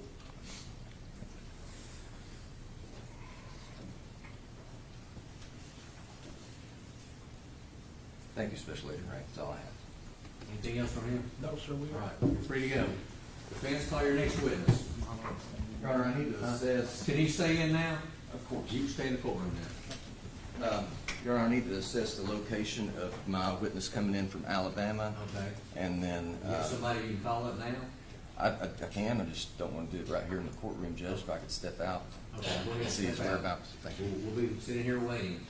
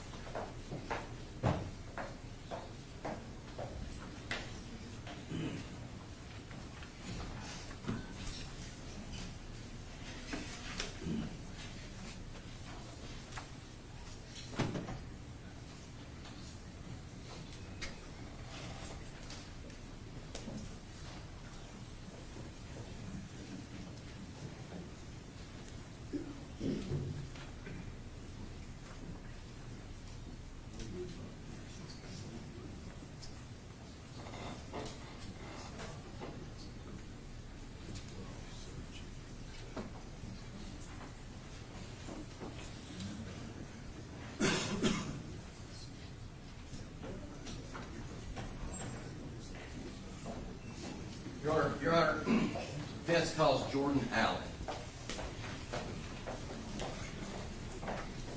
Come on up, Mr. Allen. You've been sworn, I swore him in a break. Yes, sir.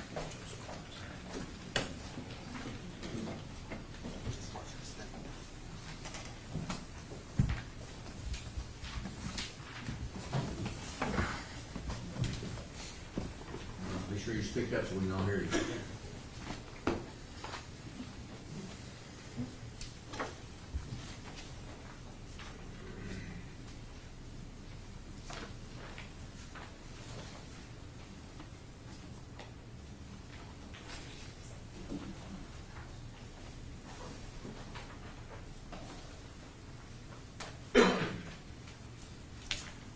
Jordan, please introduce yourself to everybody. Jordan Allen.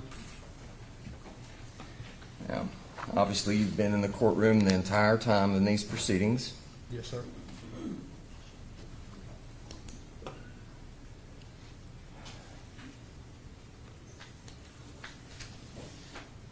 I'm going to start by handing you some photographs. These are not in the exhibit book, Your Honor.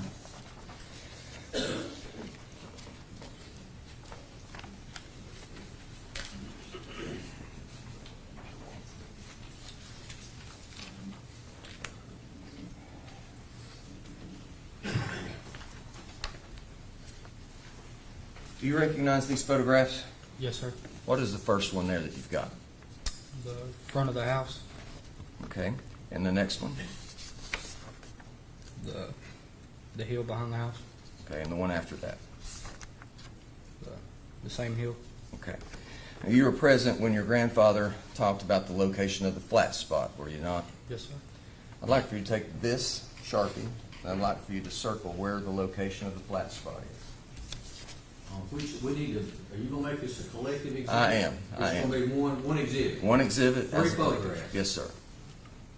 Now, before you do that, are those fair and accurate reflections of 7140 Old Snapsbury Road? Yes, sir. Okay.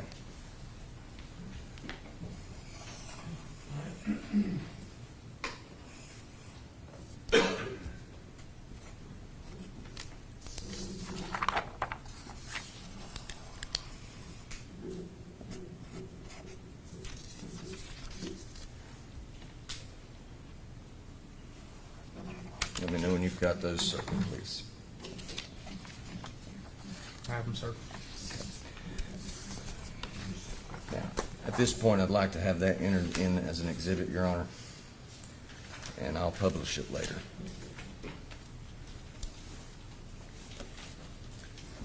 Does he need to initial those or anything, Judge? He put his initials on each page, on each page. Good deal. So, let them be filed as collective exhibit number 507. 3 photographs of 7140 Old Snatch Ferry Road, marked by defendant.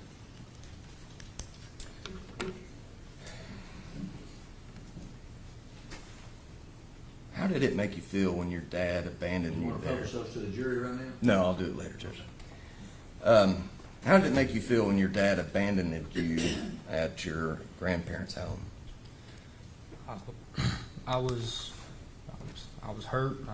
I didn't understand why. It was kind of like he didn't want nothing to do with me anymore. It kind of hurt me really. Where was your mother? She was in prison. You did live with her at some point, though, didn't you? Yes.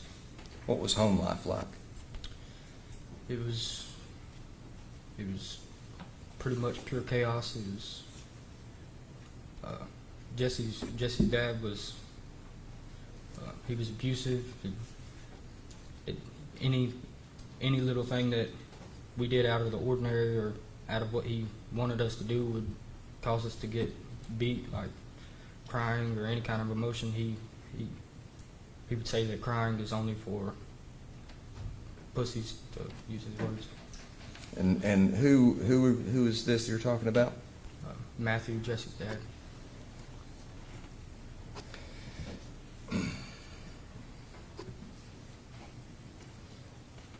Now, did the fact that you were made to play with your baby brother, did that cause you to hate him?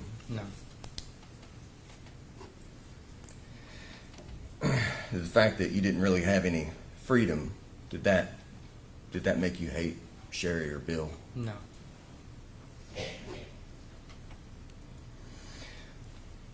Was there conflict about this four-wheeler, this blue four-wheeler? No, I played with it, if not more than him.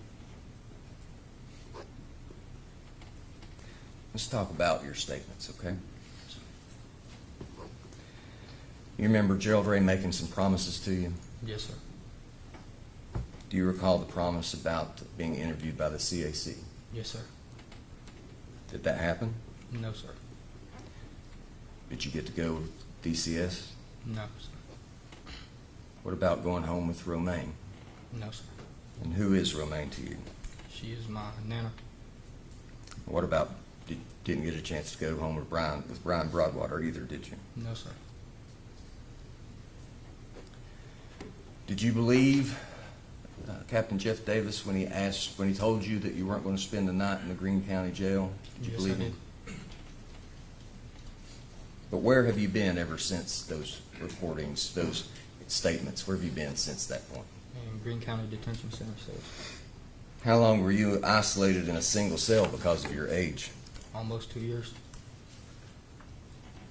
Do you remember Gerald Ray promising to get you some help? Yes. Did that happen? No. Do you remember him promising counseling or services? Yes, sir. Did that happen? No, sir. Do you remember Gerald Ray telling you that the scientific evidence from the scene was going to tell him who and what happened? Yes. So why did you lie to Gerald Ray?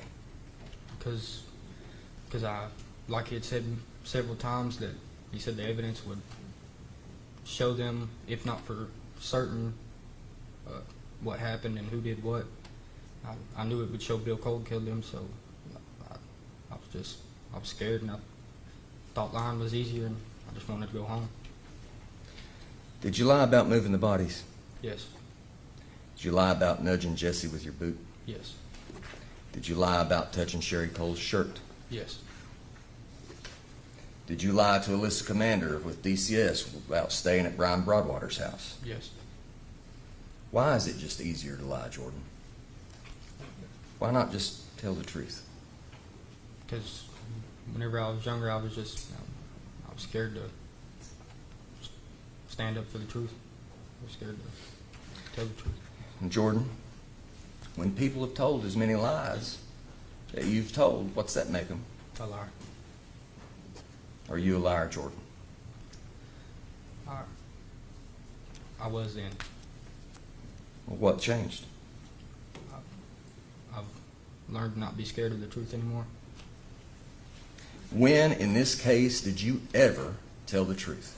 Whenever I told Brian Broadwater that Bill Cole killed him, Were you scared that night? yes, Who were you scared of? I was scared of Bill Cole. Why were you scared of him?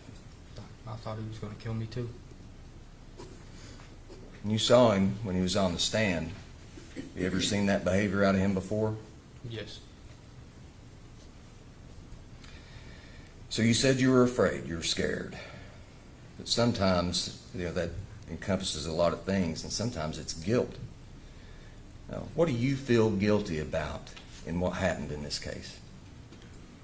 not being there for my little brother and mama whenever they really need me most. Did you freeze? Yes, sir. Are you proud of that? No, sir. Has that bothered you every night since then? Yes, sir.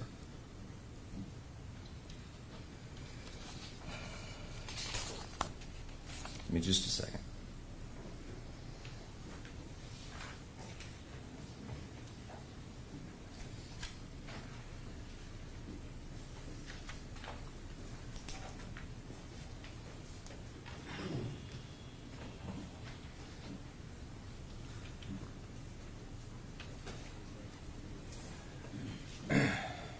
Now, when I get done, imagine Mr. Mills might ask you some questions, okay? Before we do that, there's things that everybody wants to know, Jordan. You ready? Yes, sir.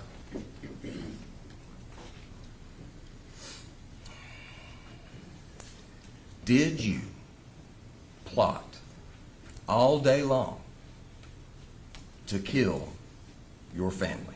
No, I did not.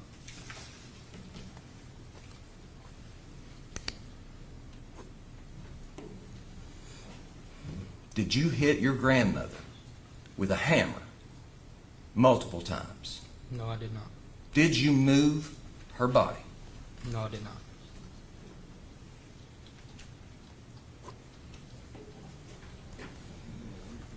Jordan, did you walk up to 7-year-old Jesse Allen and repeatedly hit him No, with a hammer? on the podium. Yes, sir. Just ask the questions. No, I did Did you not. do that? No, I did not. If it wasn't you, Jordan, who was it? Bill Cole. Now I want you to look at everybody in this room.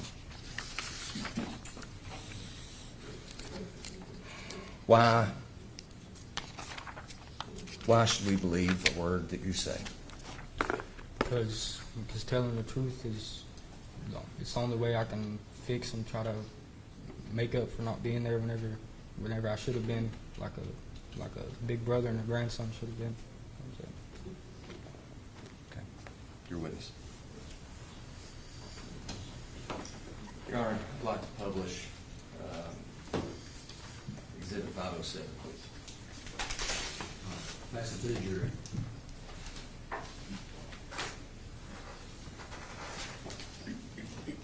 Any other questions? No, I'm giving the You may witness. cross it. I was hoping they'd get through passing that, Your All Honor. right, yeah, take your time.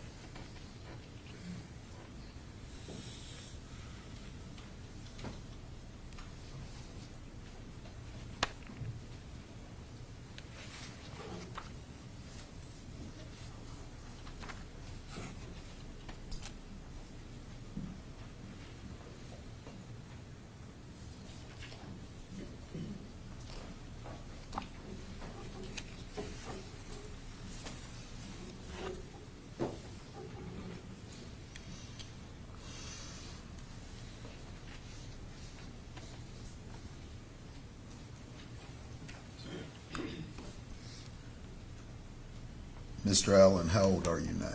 20. How old were you when this took place? 16.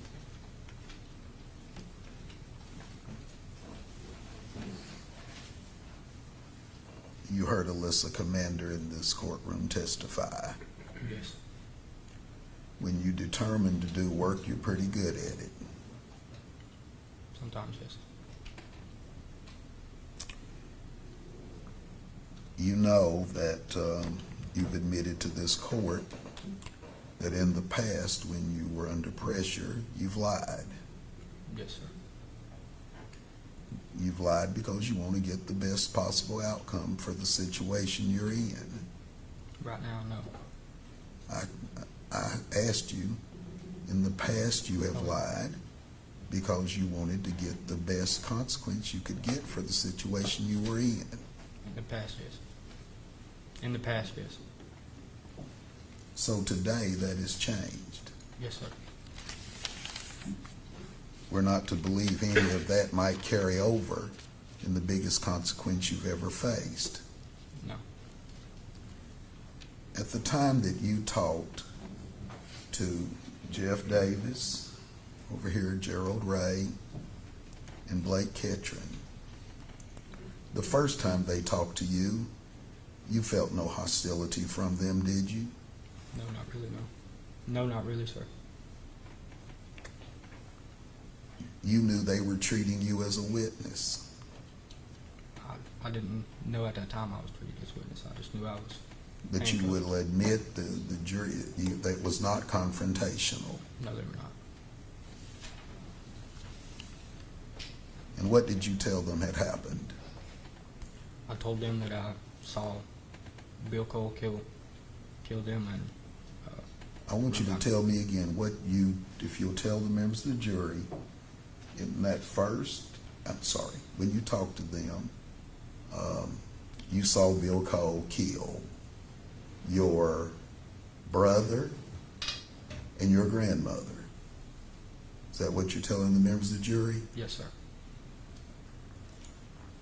You would admit that your grandmother had been good to you, Yes, and you would admit your brother loved you, yes, and you would admit there had been workers in that home trying to help because you had a problem getting along with your little brother. no. They were there to help with me running away all the time. But they did talk to you about your relationship with your little brother. Yes, they did. And tell the members of the jury why they were there to talk to you about the relationship with your little brother. This is the day you told us, so what was it? Because I didn't play with him all the time, sir. He wanted to play with you. Yeah, all the time. I like playing with him, just not all the time. You didn't want to play with him. I like playing with him, just not all the time. You liked playing with his four-wheeler. Do what? You liked his four-wheeler. Yes, I did. You can tell the members of the jury that in your history with Bill Cole, you never laid a hand on you. No, not physically, no. You'd never seen him lay a hand on Sherry. No, sir. You had never seen him lay a hand on Jesse. No, sir. How many people had you seen live in the home with Bill Cole? Quite a few. Quite a few. And I'm going to step back for a moment, and I want you to tell the members of the jury how many people you ever heard Bill Cole raise his voice at. I've heard him raise his voice at a few different people, especially when he's drunk. Never raised his voice to Sherry. They've argued several times. Argued's different. We all agree that he never raised his voice at her, did he? He would raise his voice whenever he was arguing, sir. All right. But prior to this day, you had never seen him show any violence. Not physically, no.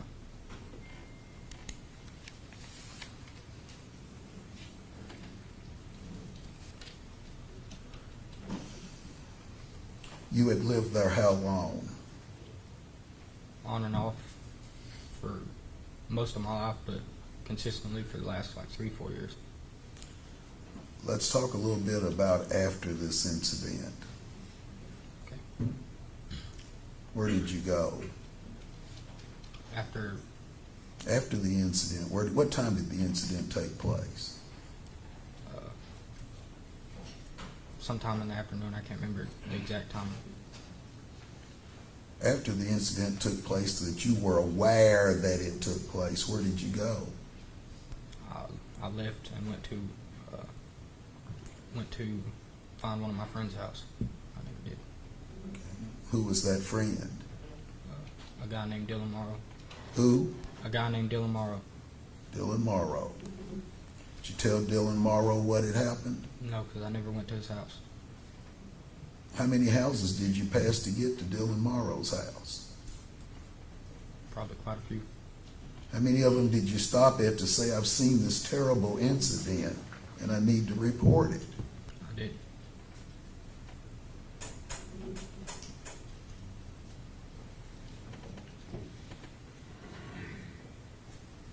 You knew your grandmother and your brother were dead and you didn't report it to anybody's house that you passed? No, I did not. Where did you go to next? I think I went to Little Caesars, sir. Little Caesars. How many people were in Little Caesars that day? A few, I can't remember exactly how many. More than 3? Probably, yes. How many employees were at Little Caesars that day? A couple. How did you tell any of the customers in there, I've seen a terrible incident. My granddaddy's killed my brother and my grandmother? No, I did not. Any of the employees? No, I did not.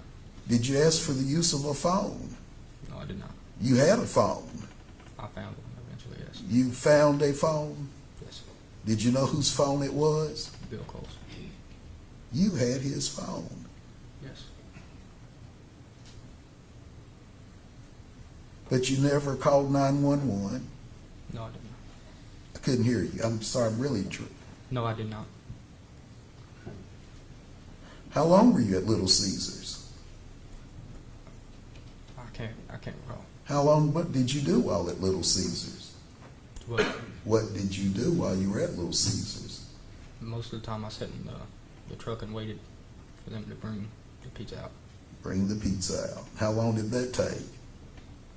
15, 20 minutes probably. You didn't tell anybody anything. No, sir.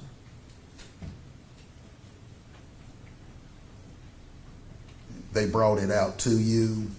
Yes, I believe. You can tell I'm not an completely expert remember. even on Little Caesars. They brought it out to you. I can't fully remember, but I think they did. Okay. Where did you go next? I think I went to the BP. BP, where is Yes. it located? I can't really remember. It's been a while. You remember going to Walmart? Yes.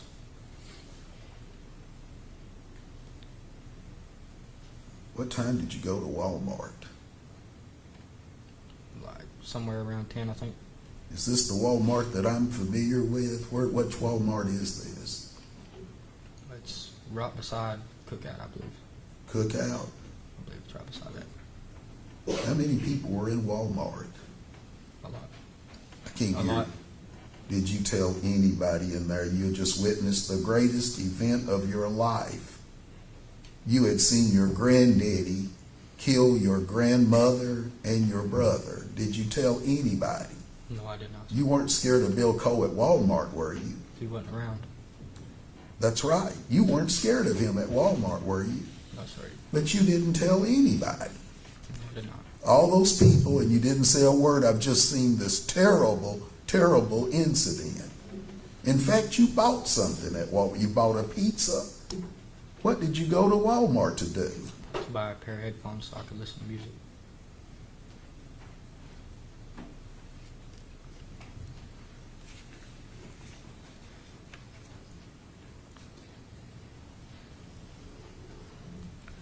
Now let's go to that's afterward. That's before you're taken back to the scene. Yes. Let me deal a little bit with the scene. How many different stories did you give those officers who were treating you nicely? How many different stories did you give them? I believe 3, sir. Tell the members the first story you gave them. That I seen Bill Cole kill them. When you say saw him kill them, are you telling them you saw him kill them Like in the first story? in the first one, I watched him run by me with I watched him run beside me into the house. My bad. But you didn't see the killings. I didn't see the actual killings now. In the second story you gave, did you see it? What? Did you see the killings in the second statement you gave? No, I did not in the second. But you did talk somewhere in here. I know I read it in here somewhere, and I don't want to wait till after lunch. There was somewhere in this where you told them you could hear the sounds of the hits. You remember that? Yes, I did. Tell the members of the jury the sounds of the hits you were hearing. I heard like thuds, like screams and thuds. Now, is this when you were inside the house listening and the television was so loud? Because that's one story I know I read real quick here. Which way? Is that the same story? I was inside. I can't remember how loud the TV was. Well, you're going to make me do that.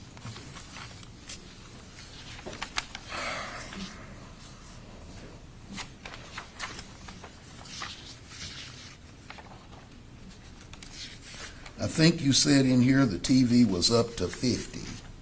You remember telling them that? Somewhat, yes, sir. You're in this little house and the television is up to 50. You didn't hear those thuds when the television was up to 50, did you? Not if it was up to 50, no. I can't hear you. I'm Not sorry. if it was up to 50, I can't remember how. So that's not when you heard the thuds. That's not when you heard the thuds, is it, Jordan? Not if the TV was up to 50. That's exactly right. You couldn't have. The reason why you heard the thuds is because you were close enough to hear them. No, it was not.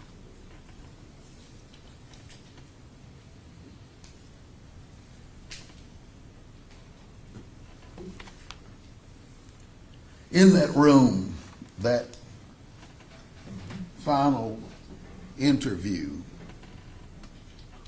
those 3 were present again. Yes, sir. Were any of them being mean to you? They were being intense, not necessarily mean, but they were. They weren't being mean to you, were they? Not me, no. Not me, no.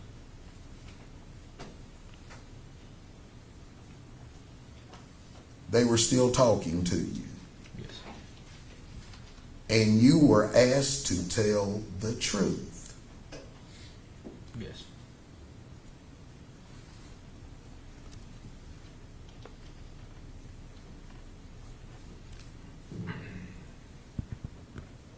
Do you remember being asked why did you do it? Yes. Do you remember what your answer was? Somewhat, not straight off the top of my head. I don't. Just kind of mad. That's what you said, wasn't it? If I remember right, yes. I can't hear you. I'm sorry. If I remember right, yes. Jordan, what did we find in your room other than your boots? Do you remember being asked that question? Yes, sir. When was the last time you'd been in your room? Sometime that day. I can't remember exactly when. Well, I think that's pretty important. When were you last in the room? Probably right before I went in there and watched American Pickers. And that was before you knew about the killings. Yes.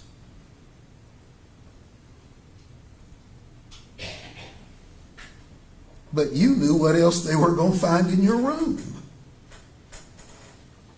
Well, I'm going to ask you that again. That's real important. That's before you knew what they were going to find in your room. Well, whenever they asked me that, Were you what they guessing? found in there. Do what? Were you guessing? No, I probably should have asked you to clarify the question. No, I'm sorry. I'm talking about your statement. Were you guessing about what else they were going to find in your room? Most of it, yes. It's kind of had an inference. Were you guessing what they were going to find in your room? Yes, somewhat. So when you guessed they were going to find a hammer, that was just a guess. Yes. You didn't know the hammer was in your room. No, I did not.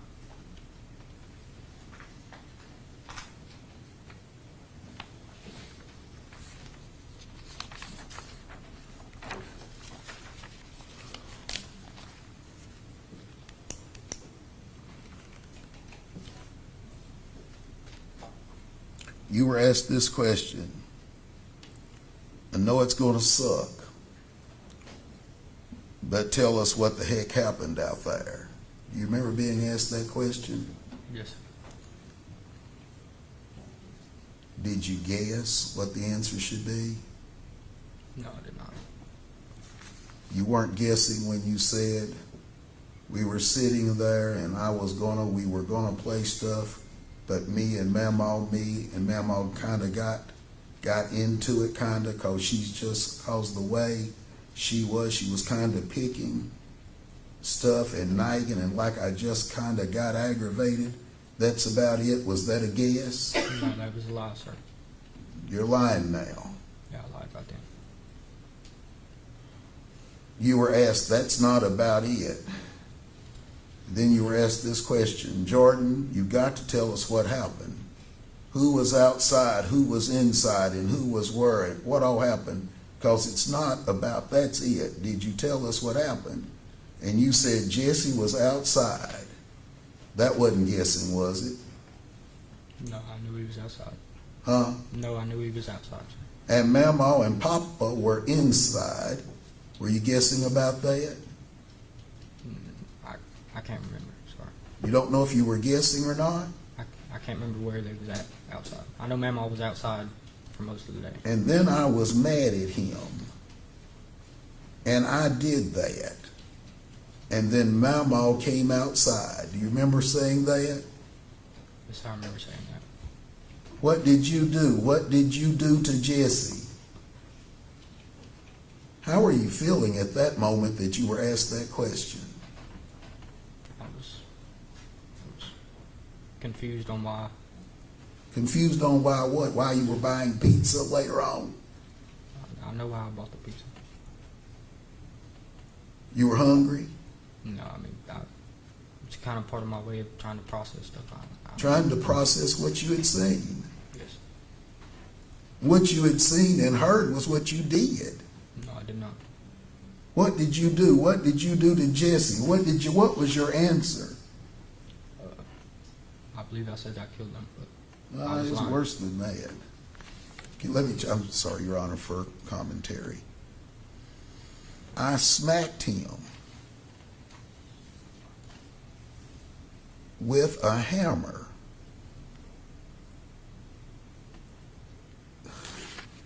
Somebody in that room made you say that? no, I lied, sir. You would lie to say I smacked my brother with a hammer? Yes, I was trying to get out of the room.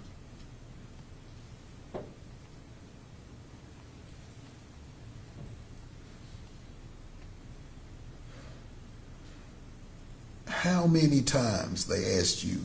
How many times? Did you have an answer for them? I believe I just made up a number.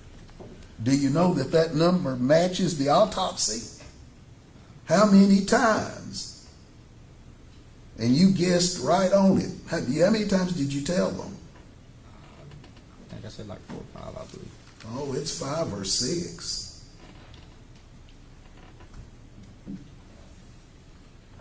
You're right. I want to be fair to you. 5 or 6, I can't remember. That's guessing? Yes, I guess. That's making it up? Yes, sir. And they asked you word. Now, you hadn't seen it.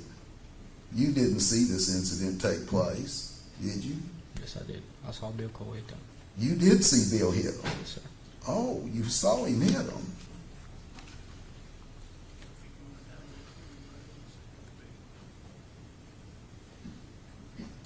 They asked you word. And where did you say they were hit? Somewhere on the head, I believe. In the head. Where were you at when it happened? Where did you tell them? I can't remember exactly where I told him, but I know I walked outside. You said you were at the Bronco. Let me see if I'm reading that right. Where were you at when it happened?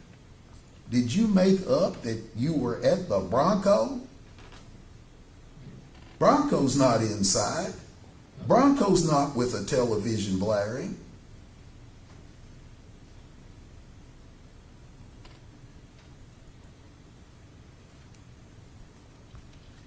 Then what did you tell them happened? Just your words. What did you tell those investigators who are overpowering you? What did you tell them happened? I believe I told him I left. Huh? I believe I told him I left. Oh no, you've hit Jesse. What about Memo? I was a little further down, my bad. You were what? I was a little further past, my bad. Well, let's not look past. Please, I'm just trying to get through this just like you are. You looked those three men in the eye, and you were guessing. You knew the order of the deaths. And then Mamo came outside. That's what you told him, isn't it? I believe so, yes. I believe so, yes, my bad. Do you remember telling him that? Yes, sir. We're not making it up. That's what you told him. As far as I remember, yes. And she saw it. And she seen. And what did she do, Jordan? I think I said she screamed or something. I can't really remember. That's right. She screamed.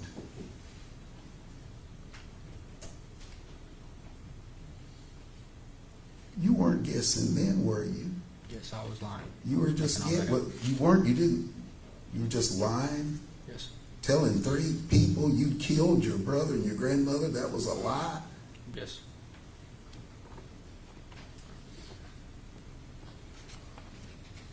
What'd you tell them you did to your mama?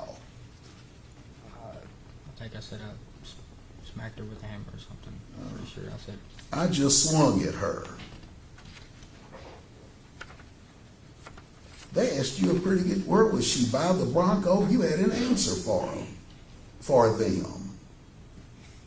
You told them she wasn't at the Bronco, didn't you? I believe so, yes. Where did you tell them she was at? I think I said near the house. I think I said near the house. She was like halfway up the house, right? Somewhere around there, yes. Did you tell them whether she ran? I can't fully remember, sir. You were asked this question. When she seen Jesse, did she running back inside? Was she running towards you? Running towards Jesse? What did you tell them? I can't fully remember, sir. Were you still making this up? Yes, sir. You told them she kind of freaked. She kind of just stood there, kind of squealed. Forgive me, I read it wrong. It's not freaked. She just kind of stood there, kind of squealed. You were making that up Yes, sir. to please three men in a room. Yes, sir. They asked you, did Papa come outside? What was your answer? I don't fully remember, sir. Sorry. You said, do you remember saying if he would have come outside, would you have killed him? And you gave them an answer. What did you tell them?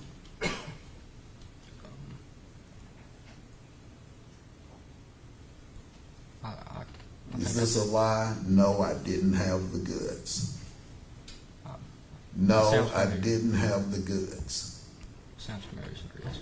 Now, I know I read this, so you boxed. You learned boxing, didn't you?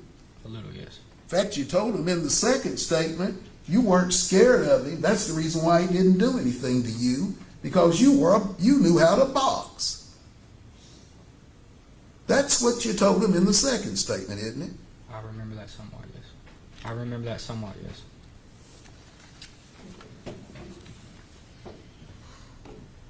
They asked you when you thought about killing them. What was your answer?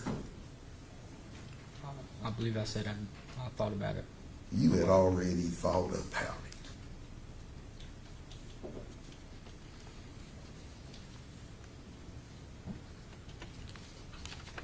When did you tell them you had made up your mind to do the killings? I think if I remember correctly, sometime earlier in the day is what I told him.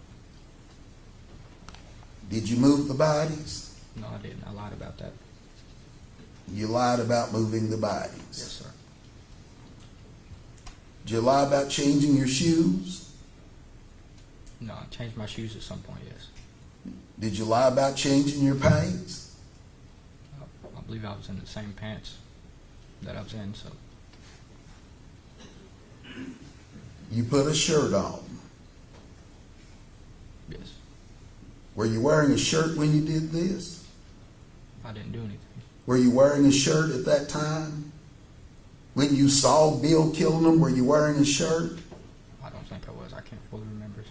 So we're right when you say you put a shirt on. Yes. Anything that doesn't have anything to do with the killing, you admit. Is that right? Yes, because I didn't. Anything that doesn't have anything to do with the killing is the truth. Yes. You were just going in that room with each of these three, and every time it had something to do with the killing, you were lying. Yes. Every time it's a shirt, it's something else, you weren't lying. You decided to tell the truth in that room then. Yes.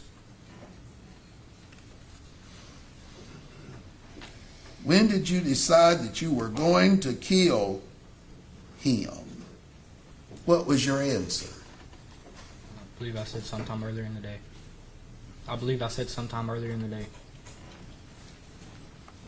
Just kind of like in the middle of the day.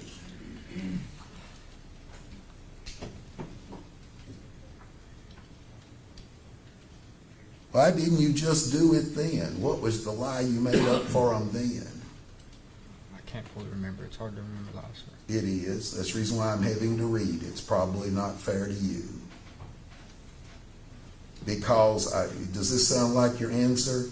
I was kind of scared to do it, really. That sounds familiar, yes.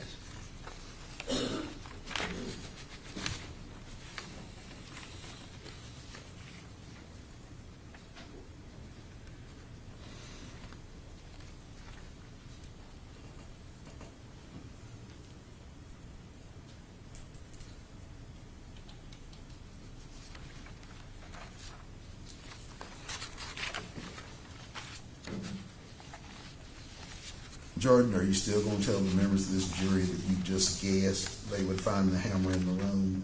Yes. Is that your story? Yes. That when you said they would find the hammer in the room, that was just a guess? Yes. What about the boots? When did you know they would find the boots in the room? They showed me a picture of them and I seen my room. And where were the boots at? I couldn't place exactly where they're at. I just knew But they were in your room. Yes. I seen my clothes and stuff. I'm pretty sure I can't remember exactly.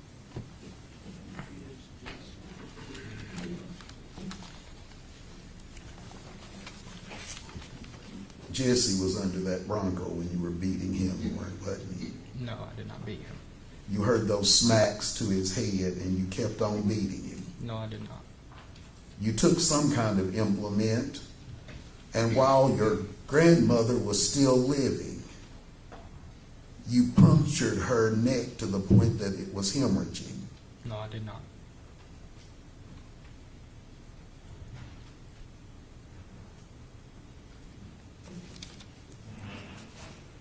and you caved your brother's skull in on the right side, No, I did not. leaving his little toy there beside the Bronco. No, I did not. Bill Cole did all those things. He did all of that. Yes, he did. The man who you had never seen show violence finally showed it that day. That's what you're telling the members of the jury. Yes, sir. That man who had been married for 44 years finally showed violence that day against that little woman. Yes. Is that what you're telling the members of the jury? Yes, sir.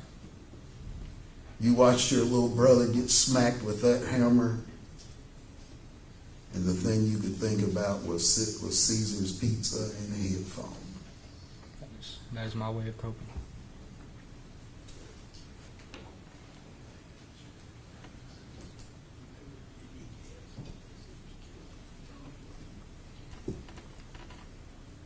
You guess they were killed at the Bronco. I walked out there and saw them. You saw. Yes, sir. Thank you. They tell me the lunches are here. I'm probably not going to be here in just a couple of minutes. Jordan, when they asked you about where they found the hammer, do you recall the two locations that you told them? I think I said my dresser and my gray table, I believe. You were here. That's not where it was it? No, it was not.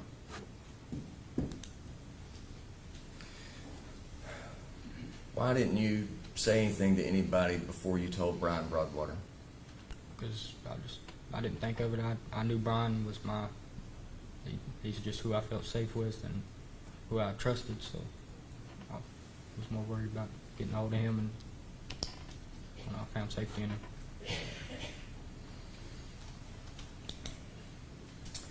That's true, Bill wasn't at Walmart, but was this traumatic for you? Yes, sir.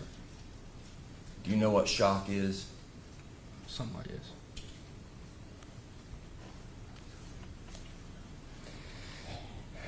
In this plot that you say that you devised, the fact that you thought about it all day, that was your great escape plan, was to go to Little Caesars and Walmart? Is that what you thought about all day? How you were going to get away with it?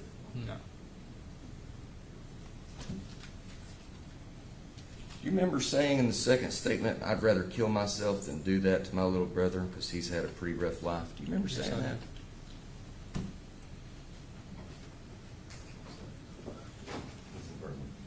And in the very next statement, you admitted you did it. That's true too.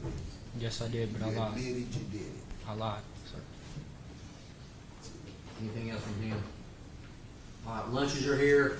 Let's be in recess to about, let's make it 1:05. All rise. That's 1 hour. Take the jury out.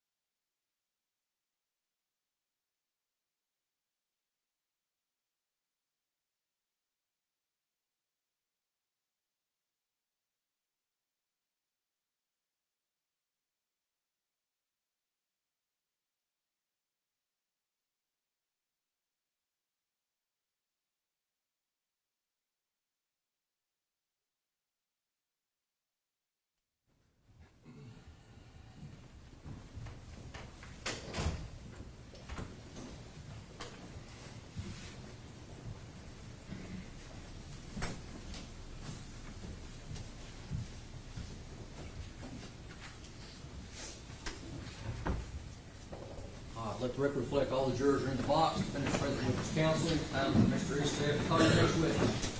Dr. Jeffrey Neuschatz. Spell the last name. N-E-U. Wait a minute. Yes, sir. N-E-U. S-C-H. S-C-H-A-T-Z. Jeffrey, right? Yes, sir.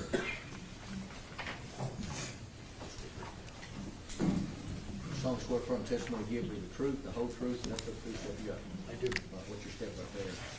Come up here, get comfortable, speak up.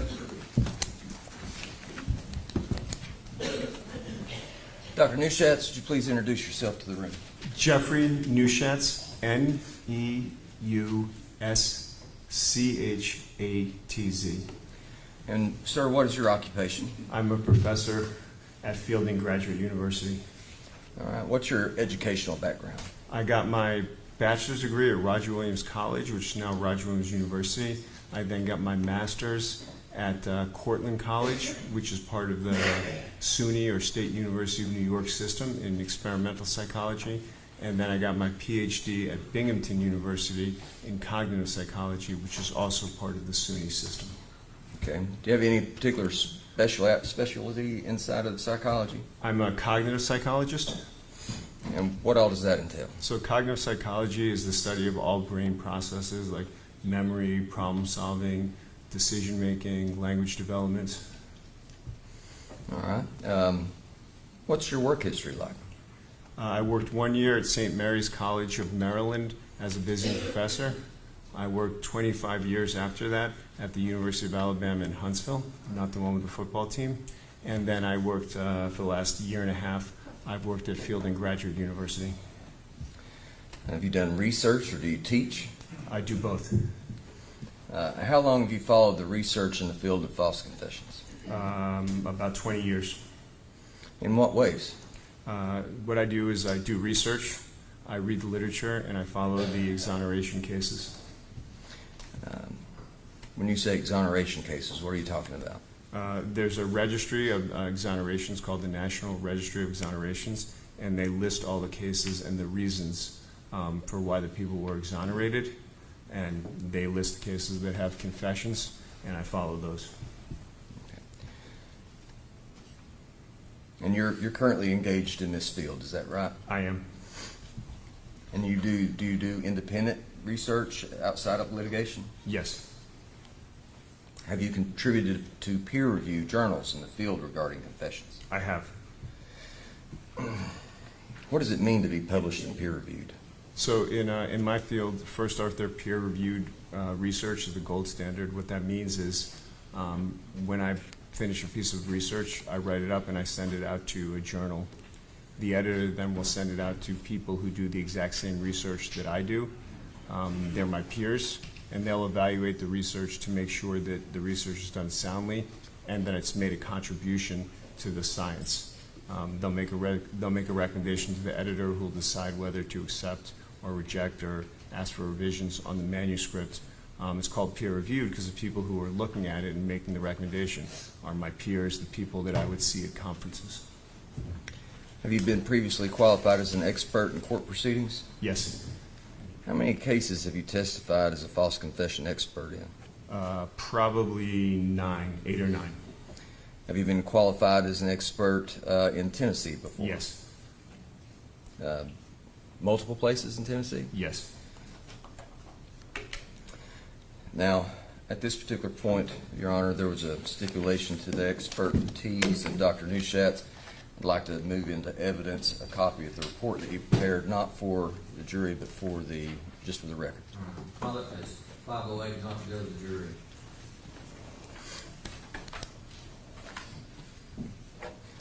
Dr. Neuschatz, have you worked with law enforcement before? I've only done work with law enforcement on one time, I think 2 or 3 summers ago. I was asked when I was in Huntsville, I was asked by the Huntsville PD to give a seminar on how to conduct interviews and interrogations. All right. And what kind of training do you have in interviewing techniques? So I do the research, but I have taken the Reed course on interrogations. So the Reed group is probably the oldest and most widely known interrogation training technique and interviewing training. They offer a course to police officers, people in loss prevention, lawyers, academics. So I took their course in 2021 during COVID. How long was that course? It was, since it was during COVID, it had to be online, so it was an 8-hour online class.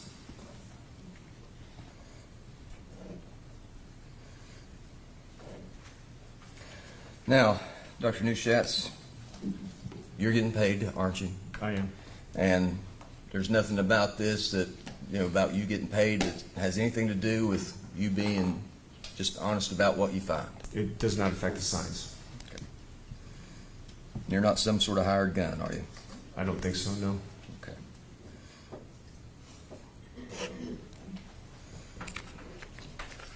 So how do you or your peers in this field of study research, interrogation, and confessions? They do it in 3 ways. They do experiments. They follow the exoneration cases that we talked about, DNA exoneration cases where people have confessed, which obviously have to be false, and then they look at actual interrogations and evaluate those. Are there any particular influential sources relating to interrogations and confessions? In my mind, there are 3 or 4. The first one is the scientific review paper, which was done by Kassin, K-A-S-S-I-N, and a few other authors. And basically what a scientific review paper is, they take all the research that's been done in the field and they collate it together and they come up with suggestions based on the research what best practices are. There's a book written by Richard Leo, L-E-O, on interrogations. He's probably one of the leading experts in it. And then there is a law review written by Drizin, D-R-I-Z-I-N, and Leo. And what that is the most comprehensive study of wrongful convictions based on false confessions to date. Excuse me. How does this research match lay people's belief about confessions? More and more it's getting closer, but it doesn't really match it that closely. A lot of people, based on the survey research, think that no one would ever confess to a crime that they didn't commit.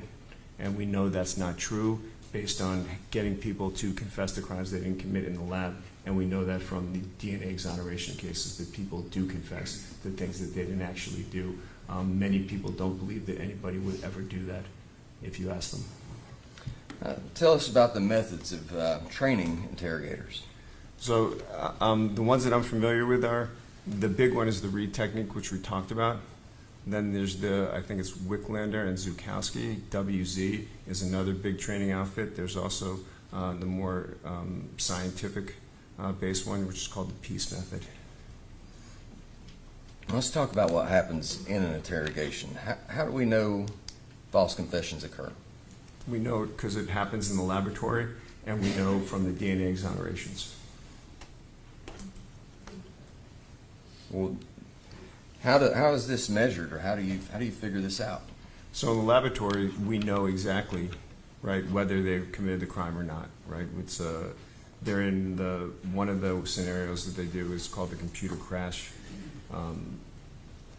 paradigm. And what they do is they tell people not to hit a forbidden key, or the computer's going to crash. Well, the computer just crashes after a period of time, and they say to the person, even though they didn't hit the key, they get the person under certain conditions. 25–30% of the people will admit that they actually hit the key even though they didn't. So we know it happens that way. The DNA exonerations we know are true because the National Registry of Exonerations only puts cases in if there has been a state action indicating that the people who are being exonerated were factually innocent. What are the personal and situational risk factors for false So confession? when you look at the risk factors, there are 2 main categories. One is personal and one is situational. Personal are the ones that reside within the person. They can be temporary or they can be more permanent. So permanent ones are like being mentally disabled, having psychological issues, being youthful or being young. And the more temporary ones are things like being tired, being in pain, being under the influence of alcohol or drugs. All those things heighten your risk to falsely confess.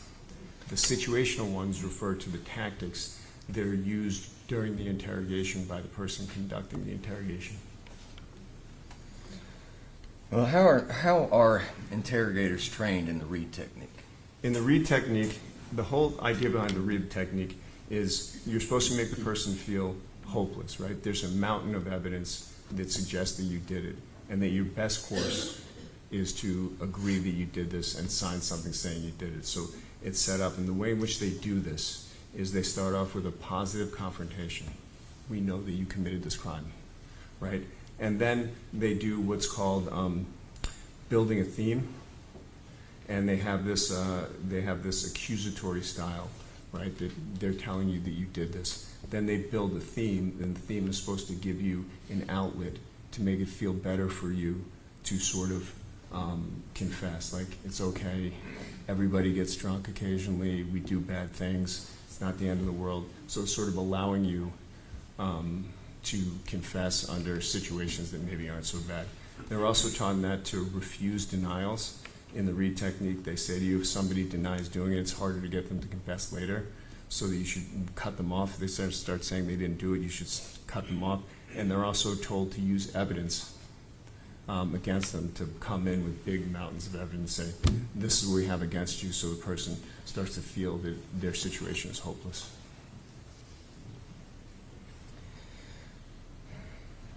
So what happens when these techniques are applied to innocent people? They work the same with innocent and guilty people. That, you know, they're very persuasive. There's a lot of social influence, and the fear is that it will get people who are innocent to confess the things that they didn't actually do. So why wouldn't an innocent person just resist and convince the interrogator that he's innocent? There's a couple of reasons, right? First of all, it's not as easy as it would sound. You're in a situation, you have authority figures there, and if you're innocent, your inclination is to want to help out the police, right? Because you didn't do it and you want to help them do your civic duty. So it's not as easy to say, like, I just didn't do it. And a lot of times they feel like, well, if I just confess to this, I'll get out of here, and then the evidence, when they collect it, will set me free. If that evidence doesn't exist, the only thing that's left is your confession. These techniques and tactics, were they employed in the interrogation of Jordan Allen? They were. Let's talk about the psychological impacts of interrogation tactics. Could you tell us what is referred to as the cumulative disadvantage? Cumulative disadvantage is the idea that people who are innocent are at greater risk during an interrogation. Obviously, if they're innocent, if they confess, it's going to be a false confession. The reason is, that we talked about just a minute ago, when they come, their inclination, like most people's, is they want to help the police, right? They're there because they want to help the police solve whatever crime it is, so that they're more likely to waive their Miranda rights, talk to the police, and be more give more detail and information about what they know, because they don't realize the legal jeopardy they're in. So they're sort of as they tell more and more, they're in more jeopardy, and it sort of just builds up. So what happens when a person comes to accept the convincing of the interrogator that innocence is futile? A number of things can happen. The person, if they have enough cognitive wherewithal, they can just say, I don't want to talk anymore, and ask for a lawyer. Unfortunately, many people don't understand the second part of Miranda, which means that you can stop the interrogation at any time they want. They understand they're entitled to a lawyer, but they don't understand that they can ask at any time that I want this to end and I want a lawyer now. The other thing is, and the most unfortunate circumstance is, they just say that they did it to end it if they're innocent. Now, you were not able to tell this jury whether or not this is a false confession. Isn't that right? That's right, I am not. All that we can do is talk about risk factors. Correct. Okay. Sometimes a confession is detailed. Doesn't detail show that a confession must be true? Not necessarily, no. And why would you say that? So the research we talked about, Kassin, Kassin, and another researcher named Garrett, Garrett, looked at the false confessions that were false proven by DNA, so they're incontrovertible, and they looked at what they said in their confessions, and they come up with some number, like around 95, 96% of those confessions all contained the who, what, where, and when, and many of them contained an apology. So those are people who are falsely confessing based on the DNA, but they're giving very detailed accounts of what happened. So what you're saying is there are detailed confessions that are false? Yes. How does that happen? A number of ways. A lot of times when you watch the interrogations, you'll see that information is inadvertently, through questioning, leaked in, so you can deduce what happens. So for example, if there's an interrogation and they show a picture, like somebody being shot in the leg, then it's not unusual for the confession to contain something about the person being shot in the leg, so it can come that way. Other ways, people have sort of ideas about what happens during these crimes. Other times they're asked to imagine what happened during the crime scene, and sometimes what they have imagined, it's a term called imagination inflation, they come to believe, and then incorporate that into their narrative of what happened. Let's talk about Jordan Allen's interrogations, okay? Okay. Did you listen to those? I did. How long were those interviews altogether? Just the interviews themselves or the whole interrogation? Well, either. The interviews, when he was actually being questioned, was a little over 4 hours, and then if you count the whole interrogation, the whole period that he was done, which is the way I counted, it was about 32 hours from when he was brought to the police station and when he was finally arraigned and the interviewing process was formally ended. In your expert opinion, how many coercive tactics were used in Jordan Allen's interrogation? When we coded it, I think it was over 80, maybe 82. Are these the type of tactics that lead to coerced confessions? Yes. And you said 82. Let's go back to personal risk factors. Remind us what the risk factors are that for this case. With this case, there are several. One is the age of Mr. Allen at the time of the interrogation, his intelligence, the fatigue, and the length of the interrogation. And you're aware of how old he was at the time? I believe he was 16. Why are youth a risk for this? Earlier I talked about the false confession report written by Leo Drizzen, and they wrote down the characteristics of the people who false confessed, and a large proportion of them, over 85% of the people who falsely confessed, were under the age of, I think, 25, the majority of those being younger. Are you familiar in reviewing this case, Mr. Allen's composite global intelligence score on the Wechsler Adult Intelligence Scale? I am. And how did he score? My recollection was he was low to average, or low average is more correct. Would this make him vulnerable to coercive techniques? One of the things that is a risk factor is people's IQ. People who have lower IQ are more vulnerable to falsely confess because they don't have the cognitive sophistication to fend off the tactics that are being used on them. So yes. Okay. So I zoomed out a little bit there. Why is that a risk factor? Because people who are mentally disabled are people who are don't understand and not as good at rationalizing and reason, so they're not good at answering the questions because they get confused, and they're more likely to give in to authority figures when they're telling them to do things. So they don't have the cognitive sophistication somebody who's older and has normal intelligence would have. So in the first interview that you've reviewed, when Jordan is told that the CAC was going to interview him, how do you think that affected what happens in the next interrogations? Could you remind me what the CAC is? The Child Advocacy Center. So, because he's youthful, I imagine that he believed and was thinking that people who were going to come that were more skilled at interviewing kids his age. And are you aware that Mr. Allen, well, you said he was detained for 32 hours. Is this a risk for false confession?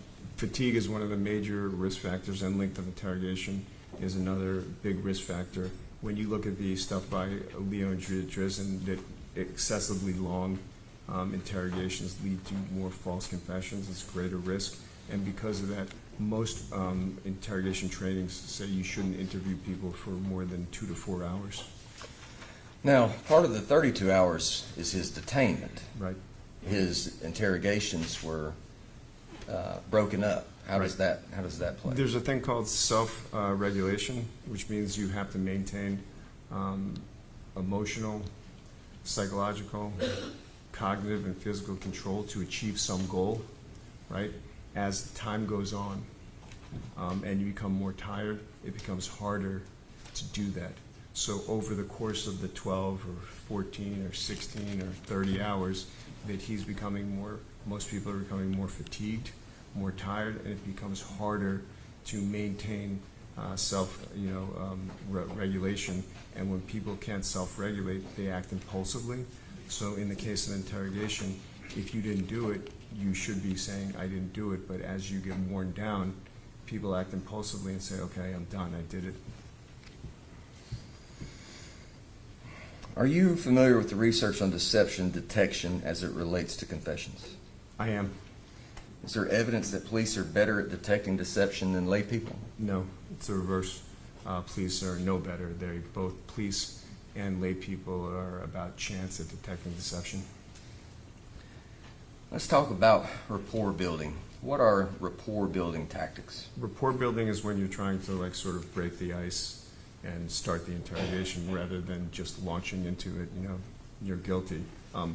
Most interrogation techniques say that you should do that, but it becomes coercive when police start misrepresenting their role. So the goal of an interrogation is to collect evidence. When police start saying that they're there to help the person, show sympathy, or to befriend the person, it misrepresents their role, and that's when it becomes coercive when you do these things. Because when you show empathy for the person, when you show your friend, it builds a false sense of trust, and it makes them more susceptible to persuasion or given into suggestion. Did law enforcement misrepresent their role in the course of these investigations? My recollection is they did. They offered that they were there to help Mr. Allen. So you've reviewed those. Do you recall in Jordan's second interview about him being asked, we have to know about it, okay? We have to be able to help you. Now that you read it to me, I don't remember it offhand, but now that you read it to me, yes. Okay, is that one of these techniques that you're talking about? Right, because they're saying we're here to help you. The goal of an interrogation is to collect evidence. It's not to help the people or the suspects. If someone says, we just want you to tell the truth, that's the only way we can help you, is that, again, a part of this technique? Yes. We just want you to tell us the truth. That's the only way we can help. I realize I'm making very small changes in that, but if that statement is given over and over again, does it play into what you're talking about? Yeah, anytime you're offering help, it's misrepresenting the role. Is expressing sympathy for the suspect a coercive tactic? Yes. Once again, right, you're showing empathy for the person that leads them to be more susceptible to persuasion and suggestion, so that you shouldn't show sympathy for the person you're interrogating. You should just interrogate them as your mandate to collect the evidence. And was this done in this interrogation? It was. Why is it problematic? For the reason we just said, right? People, when they show empathy, are more likely to trust the person and to give into social persuasion. So, if it's said that this situation you shouldn't be in, you don't deserve to be in this situation, there are adults, and then that it's just unfair to you. Is that an example of this type of statement? Yeah. All right, what about evidence tactics? So there are several evidence tactics. The way in which we code them is there are 3 large categories, and some things not in them, but the large categories are this. Evidence is when you show the person there's so much evidence against you that you have no other really recourse other than to just say you did it. So that's the evidence tactic. There's also something called the false evidence ploy. But the false evidence ploy is when I tell them that I have evidence that doesn't really exist. Like, why is your face going to be on the camera? Or why is your face on the camera when I really don't have that? And the final one is evidence bait. Evidence bait is when you say, I don't have this evidence yet, but I'm going to get this evidence. And when I get this evidence, it's going to be a lot worse for you. So the implication is that the evidence is going to be very, very bad for the person, so they might as well just confess now rather than going through all of this. And all of these are coercive? Yes. Let's talk about specifically presenting evidence. How many evidence-based tactics were presented to Mr. Allen during his interrogations? I think I counted 18. And what kinds of evidence was presented to Mr. Allen during the interrogation? There was a lot of talk about the DNA evidence or the forensic evidence that was going to be collected at the scene. They talked about how messy the scene was and how that there was going to be like over 100 pieces of evidence they could collect there. And then they talked about the grandfather's interview and what was said in the grandfather's interview. So these are all cases of presenting evidence to Mr. Allen about what was going to help convict him. When they talked to him about things in his room, is that part of it as well? Yes. So, I'll give you a couple of examples. There were only 2 people that were there, according to you and him, other than your grandma and your brother. Okay, it's going to be your story and it's going to be his story. Is that an example Yes, of what you're because they're talking telling about? him that there's another person there and that he's going to give evidence. And that when he was told that the blood didn't get on the boots the way you said, okay, it can't. I wasn't out there, so I can't tell you how it happened, as in where you were standing, but what I can tell you is not from nudging a body.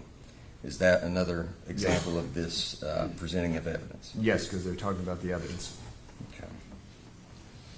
What about, let's talk about challenging contradictions. What does that mean? Challenging contradictions is when you tell a person their story doesn't make sense. The implication is that whatever your story you're telling is not going to be believed, and you should change it to a more believable story, usually one which is in line with what the police think happened. And was this done in Mr. Allen's interrogation? It was. So when they told him that, you're telling me that you believe your papaw just killed his wife and grandson and didn't think to maybe try to figure out where this murderer was? Is that what you're talking about? Yeah, because they're saying to him that it's not a believable story. So the implication, of course, is that he should come up with one that's more believable if he wants to help himself. So when they say that there's just a lot of things that don't add up, is that another example? It's like the definition of challenging contradictions.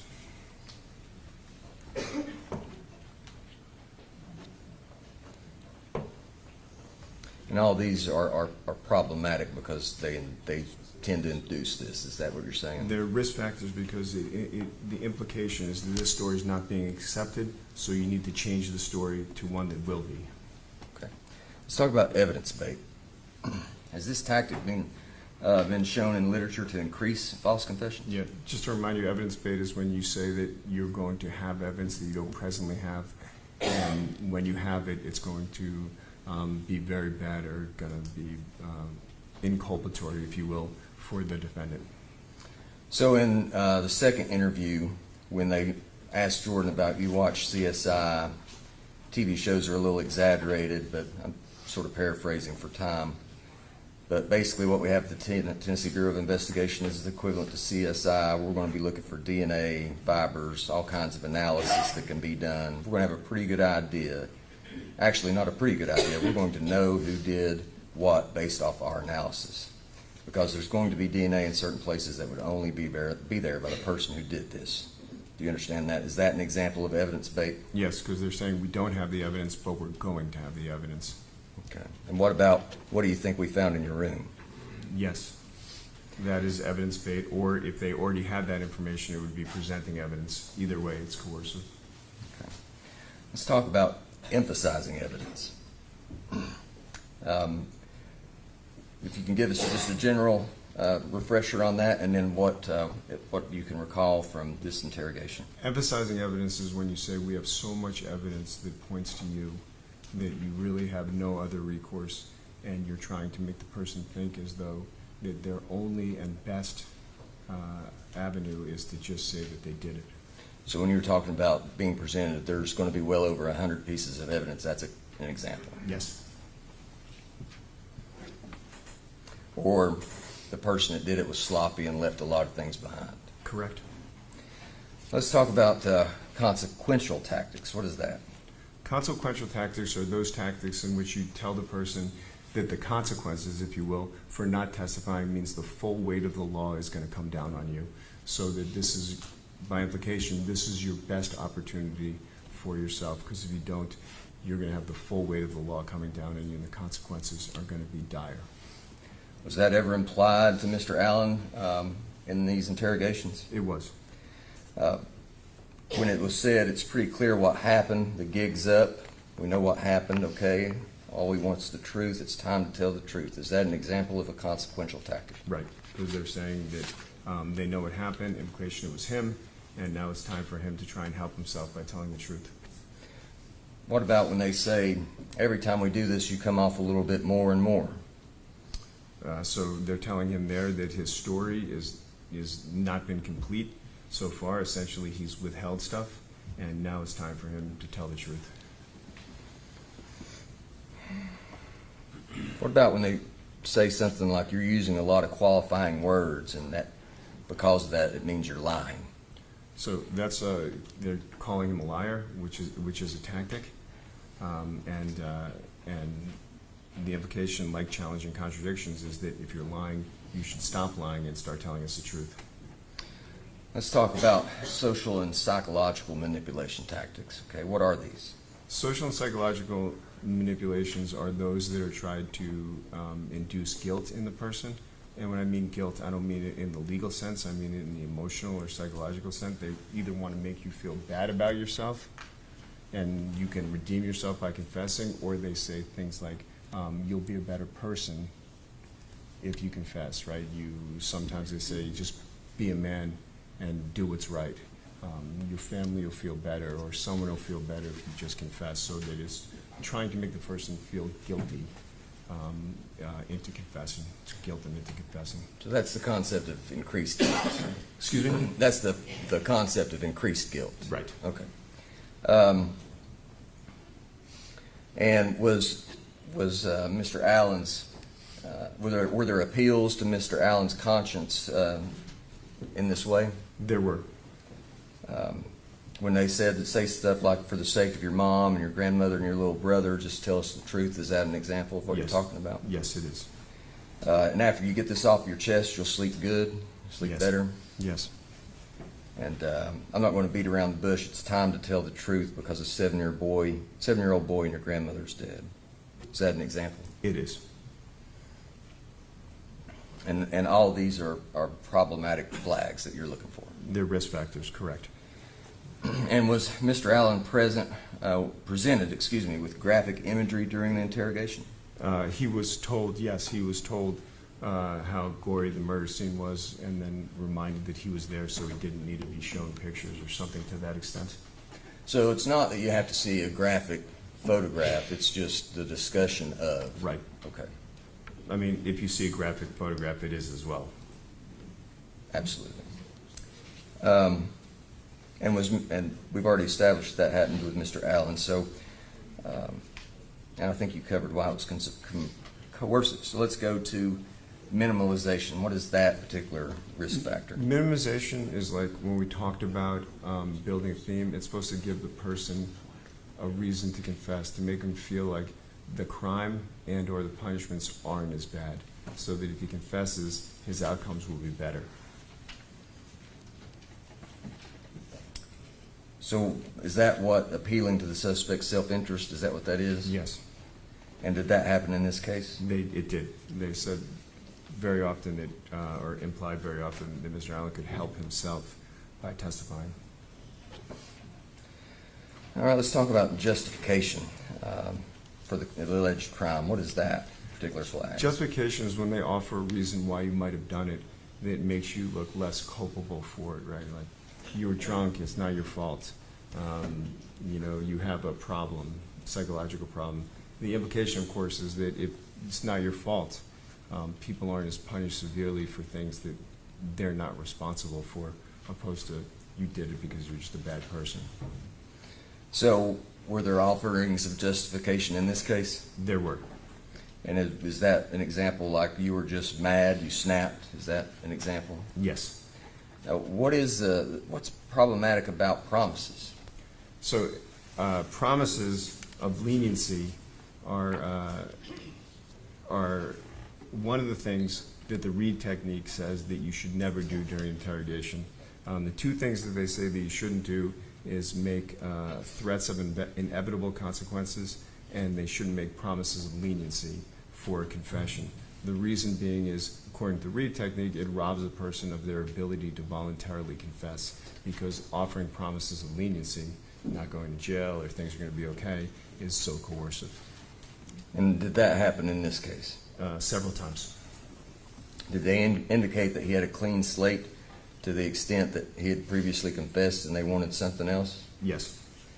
And what about like when there was some reward, like having good character and representing to him? We just want them. Hold on. It's been a long couple of days. I understand.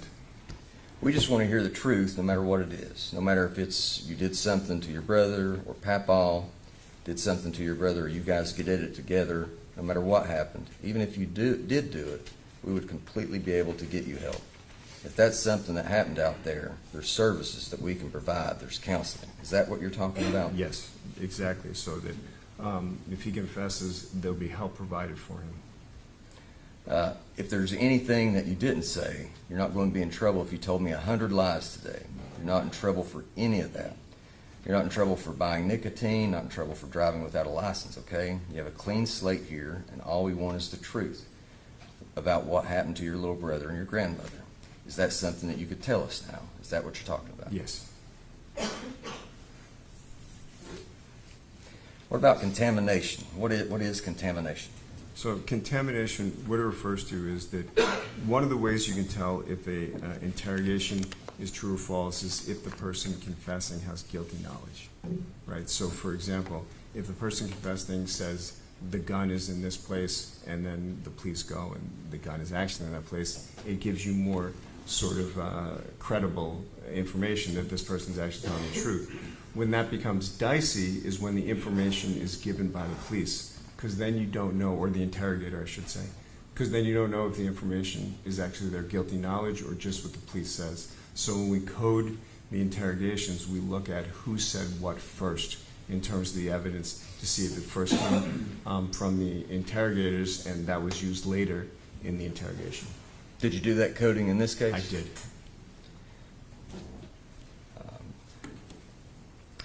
When they talked about the bodies being moved to the side of the house by him, is that one of those? That was first mentioned by the interrogators, yes.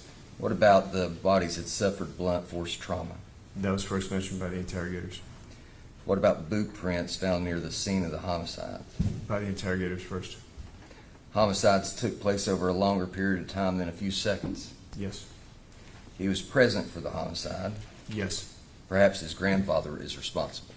Yes. You're saying all of those were given to Jordan before he had said anything about They it? were first mentioned by the people doing the interrogation. Before we get into your conclusions, how are law enforcement supposed to interrogate people? They're supposed to use a non-accusatory information gathering interrogation. It's called an information gathering interrogation, which allows the person to talk freely without using these accusatory coercive techniques. And is the Reed technique, does it espouse that value? Or that? Not according to psychological literature.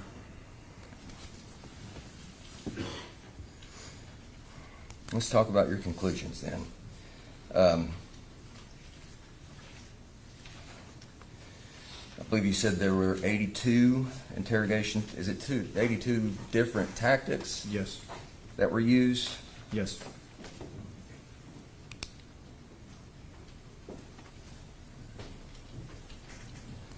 Are there were other things that were introduced that contaminated the video, the evidence bait, the bluff, all those things? They were all present in this? They were.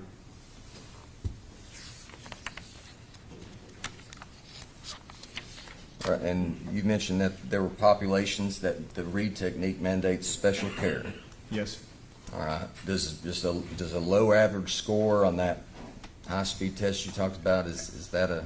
At-risk populations, which are youth, and people who have mental or psychological impairments. But just being where he was, that doesn't mean that he was on a lower end of functioning or anything, right? It does not.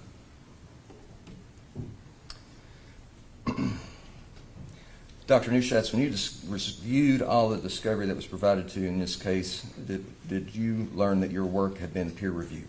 Yes. Were there any faults in the finding from that peer review? Not from what I received. All right, thank you very much. Nothing further, Your Honor. Thank you, sir.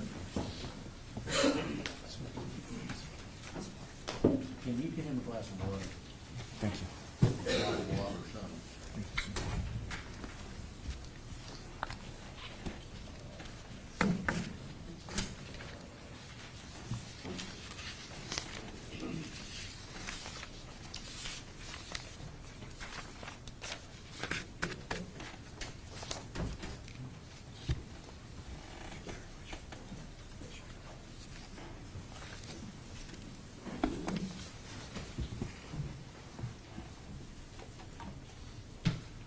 Good afternoon, Doctor. Good afternoon. Sir, I want to pass up the transcripts, copies of the transcripts. The one is stapled, the one is not, I'm sorry. The thicker one is the second interview. The third one is the last. Those are copies of the transcripts. I want you to be able to have those for reference, sir. Okay. Because I'm hoping we all are here to do the right thing, aren't we? Yes, You would hope we are. I certainly do. I hope we are. And we want to make sure, sounds like we messed up quite a bit in this case. I mean, if you say so, I'm not. Well, you just said we tricked. So tactic. You said we used 82 tactics. Correct. Are you saying that we tricked him? So I'm saying that those tactics are the coercive ones that lead to false confessions. I didn't say anything about tricking him or the truth of the matter or anything like that. 82 intentional acts Correct. to gain what we want to gain, or to learn what we want to learn. Is that fair? Right. Okay. So I'm hoping, sir, that you can educate us on how to properly do this in the future. Okay. You have never sat in front of a person accused of killing a 7-year-old boy and a 59-year-old woman, have you? I have not. No. You have any law enforcement experience? None. But you read about it in books, and you critique the people that sit down and look at these people eye to eye. Correct. And you looked at all the, sounds like you listened to all the audio in this case. I did. And you said that we interrogated him for 32 hours. Right. What, I promise you, I'm not as smart as you. You've never heard of this place. I've got a Rutledge High School education, Granger County, and I am not that smart. I mean, neither am I. And I was definitely not smart in math. But if Mr. Allen is in custody, let's say midnight, just for a round number, okay? If he's in custody at midnight, and I don't know, the interview's end at approximately, give him the benefit of the doubt, we'll say 2:30, 3 o'clock. How is that 32 hours? So the 32 hours is not when the stop. I counted the 32 hours stops when he was taken out and arraigned and was realized that he wasn't going to be interviewed any longer. Arraigned? I'm sorry, forgive me. When he, I don't know what the term is, when he was brought in front of the court. Brought in front of the court. He may not have been brought in front of the court till Tuesday. From what I got from the information, it was 32 hours later. Okay, so he's in custody at 12. We stopped talking to him roughly, let's say 3 o'clock. Okay. How do we get to 32 hours? From 12 to when he was brought in front of the judge. So are you saying that the time that passed after we stopped talking to him does that affect what he said earlier? No, but if he was going to be interrogated later, it would have. It's not going to affect what he said later. Just the first 14 hours or whatever you're saying that he was there affected him. But he still, during that time, and why it's counted is because he still has to be ready and prepared for what's going to happen. But if we don't talk to him anymore, how does that affect what he's already said? As I mentioned, it does not. I know I've got it in here somewhere, but you use 32 hours. You've told the members of the jury this interrogation lasted 32 hours. Right. We didn't talk to him 32 hours, did we? Correct. So that's not entirely true, is it? Let's just be fair. Excuse me. I'm sorry. I'm not trying to fight with you. I'm not either. The interrogation is not just the time when you're being interrogated. It's how long you're there. So if you pick somebody up and leave them in the jail cell for 10 hours, the way I count is those count because a person is still, when we talked about self-regulation, they're still having to think and be on edge and trying to think about what's going on and what's happening. So I count the whole entire time they're there. But if we don't learn anything past the 14-hour mark, 15-hour mark, then the other, 17 hours, we can just ignore that, right? You can, if you prefer, that's fine. 15 hours, 17 hours is still an exception, a long time to be under interrogation. I mean, I want to be fair to these guys, okay? That's fine. They protect all of us. And you said the interviews lasted,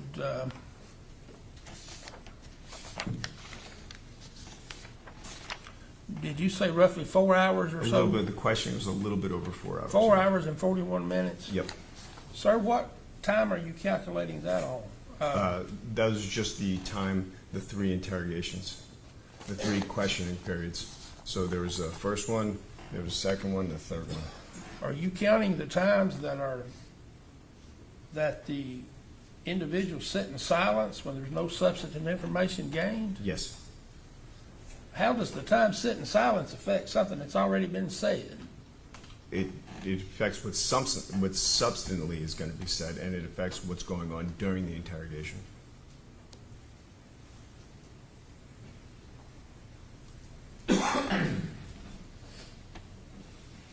Sorry, I'm rubbing my head. I'm just a little confused. So if we talk to him approximately 2 hours and 15 minutes, Right. but we don't learn anything after that mark, and it's over with. So maybe I'm not being clear. I apologize. The part where I'm saying is 4 hours and 40 minutes. I'm only talking about the time he's in the room with the detectives. When he's in the room, I'm not talking about the other times when he's still during the interrogation, but they brought him back to his cell. I'm just talking about the times they're asking him questions on the tapes that I received. Yeah, you said the combined time of the recorded portions of the interviews was 4 hours and 41 minutes. Right. And so you are including the time that after the last interview ended, they don't talk to him anymore after that. I guess, are you counting the time that goes all the way till the recording stops? Yes. Okay.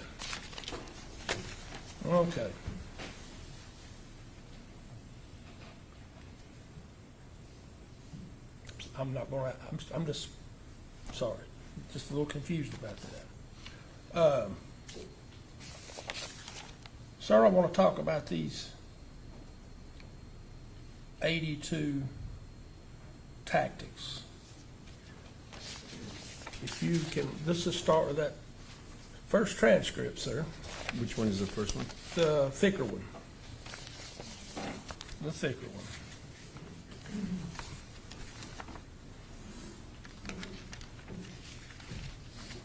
Let's just go to the first. Sir, read down through there and tell us the first tactic that you see, and I want you to tell us, explain to us what happened and what we should have done differently.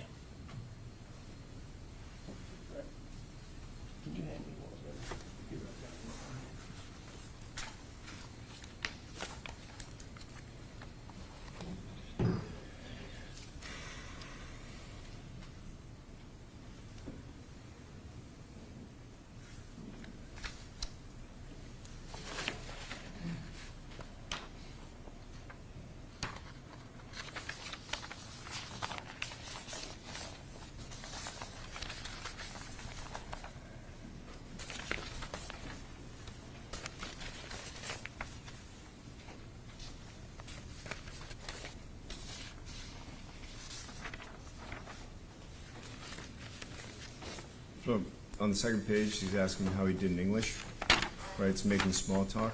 That's pretty much okay. They're not, it's not bad. You have to start someplace, but that's rapport building. But you're saying we should not try to do that? No, I said the rapport building is okay as long as they don't try and say stuff. Okay, It varies. We count those as rapport building. yes, sir.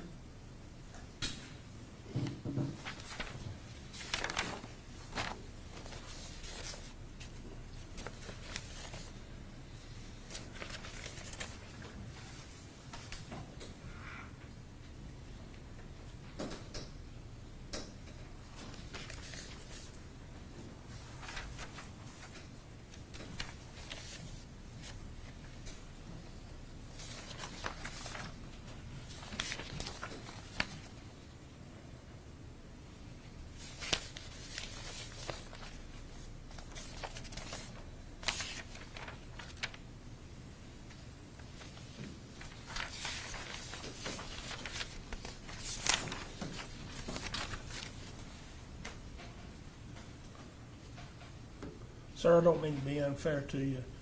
Did you use a computer program or something to Yes. identify these 82? Well, we go items? through it. We use a computer program, yeah. Well, we listen to it and we tag the times. Okay. Yeah. Well, I certainly want to be fair to the officer, so I want you to, please, I want you to use your eyes and tell me, since you listen to these, you ought to be able to find it very quickly. I mean, if you Let's give go me, through these, I'm sorry. if you want, I have them in my report. Absolutely. If You should show my have a report, copy. I don't have of all your of them, but I have the examples of each of them and the timestamps. I don't want examples. I want to go through each. No. I want them all. All 82? 82 of them. I want to see what we did. Okay. These jurors have heard these statements, and I Okay. want to be able to, I want to know what we did wrong. Please, sir. Can I see my report? Did you not make an exhibit? We did. Sorry, sir, you said you got paid. I did. You get paid by the hour, right? Correct. You're not here for free. No. So you're getting paid. I'm sure the state of Tennessee's paying you, so that's. All right, so let's see what we got here.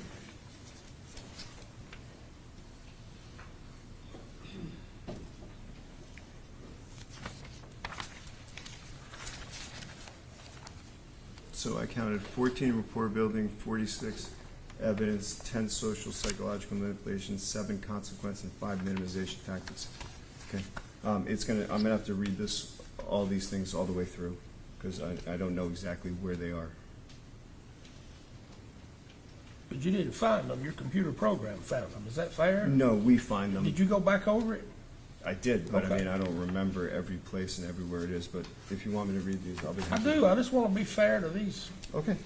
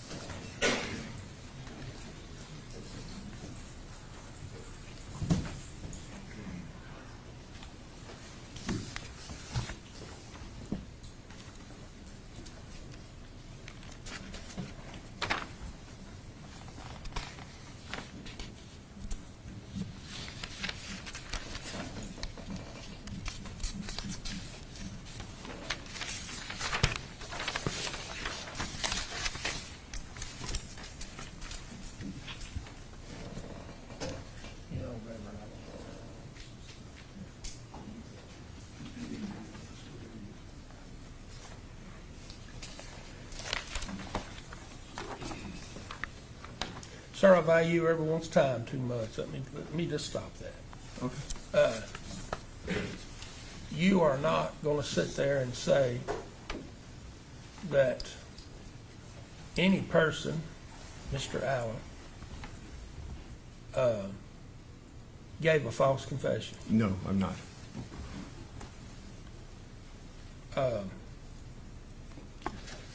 There is something I do want to address. It's kind of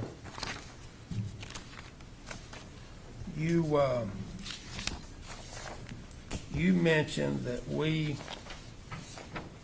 introduced some evidence to him. Correct. That we're the first one.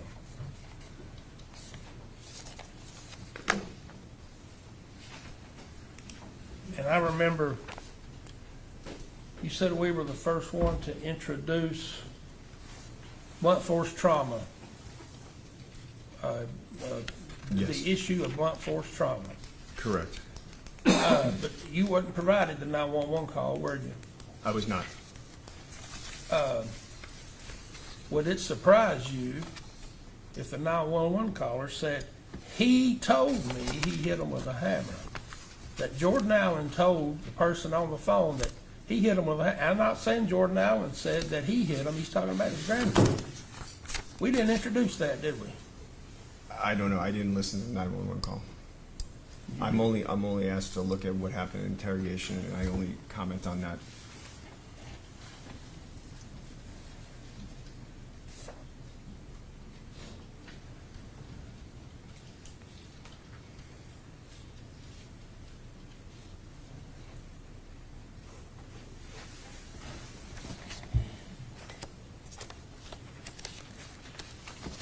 Sir, if Mr. Allen gave a statement that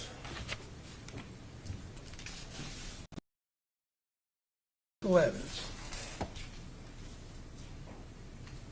can that be a true statement? Can it be a true statement? Sure. Is it possible? Sure.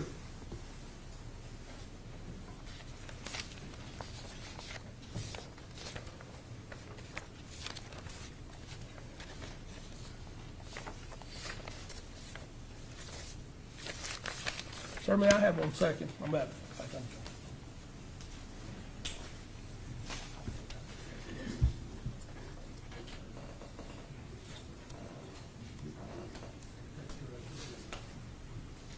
Sir, I have no further questions of you.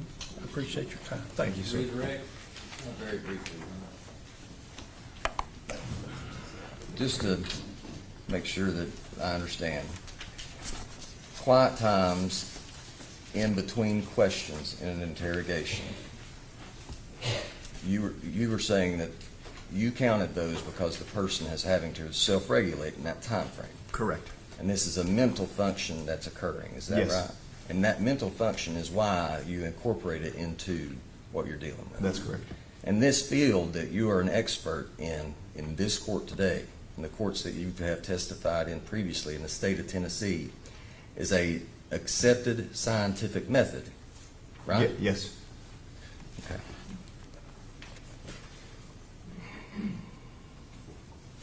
Now, were you aware that he had been awake since somewhere between 9 or 10 o'clock the day of April the 24th, 2022, up until the time, I believe it was on Tuesday, I believe Mr. Collins was right, around 10 a.m. that he was arraigned by the judge, which would be a lot more than 32 hours. You didn't even calculate that fatigue, did you? No, I did not. I calculated from the time he was picked up and brought From to the time that he was in the cruiser? Yes. Okay. Thank you. Nothing more. But that's confused me from the get-go when I first saw this. How does that latter part affect what he had said earlier? Well, as I mentioned to you when you asked me before, it doesn't affect what he said earlier, but the overall fatigue that he has would affect his ability to respond to the questions.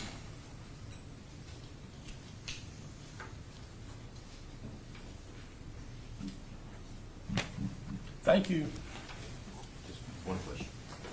If there were more questions to come, they're still in that mental state of self-regulation, worrying about the potential of having to answer more questions. Yes. Until they are formally know for a shadow beyond a doubt that they're charged. Yes. That's what you're saying. Yes. Okay. Anything else from here? No, sir. Feel free to go back to Alabama.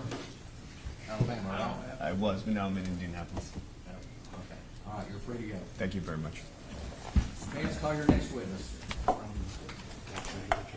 Defense calls Connie Little, Judge. Connie Little. Yes, Your Honor.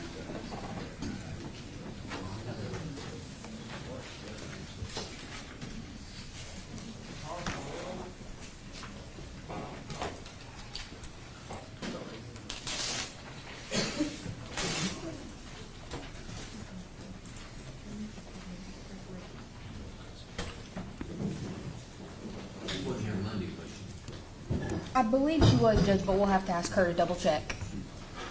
All right, Ms. Little, were you here Monday when I swore the witnesses? Yes, sir. All right, you're still under oath then. Step right there. Step up here, speak up, get comfortable.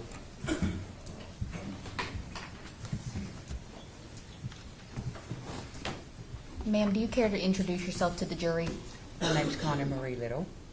And Miss Little, on late April 24th of 2022, early April 25th of 2022, were you at 7140 Old Snaps Ferry Road, Bill Cole's house? Yes, ma'am. Okay. Was Bill Cole there when you first arrived at the scene? No. Can you explain what you witnessed when he arrived at the scene, Miss Little? When he had pulled in, I was standing on the opposite side of my son's truck. Jordan was standing in front of me. And when he had gotten out of the car, he came around the car. So I went around the back of the truck. Jordan went around the front, and he like leg swept me, I guess. And I said, Jordan, I said, what are you doing? Excuse me, sir, for about what I'm fixing to say. He said, I don't want that son of a bitch killing me too. Jordan almost knocked you down trying to get away from Bill Cole. Yes, ma'am. And Miss Little, you were at the scene. Mm-hmm. Did any officer try to talk to you? No, ma'am. Have you given a statement to law enforcement? Mm-mm. This is the first. Should I say yes or you No, won't? ma'am. She'd have to type. Should I Okay. say yes No, or no? ma'am. This is the first time you've gotten to tell this, isn't it? Yes, ma'am. No further questions. All right, stay.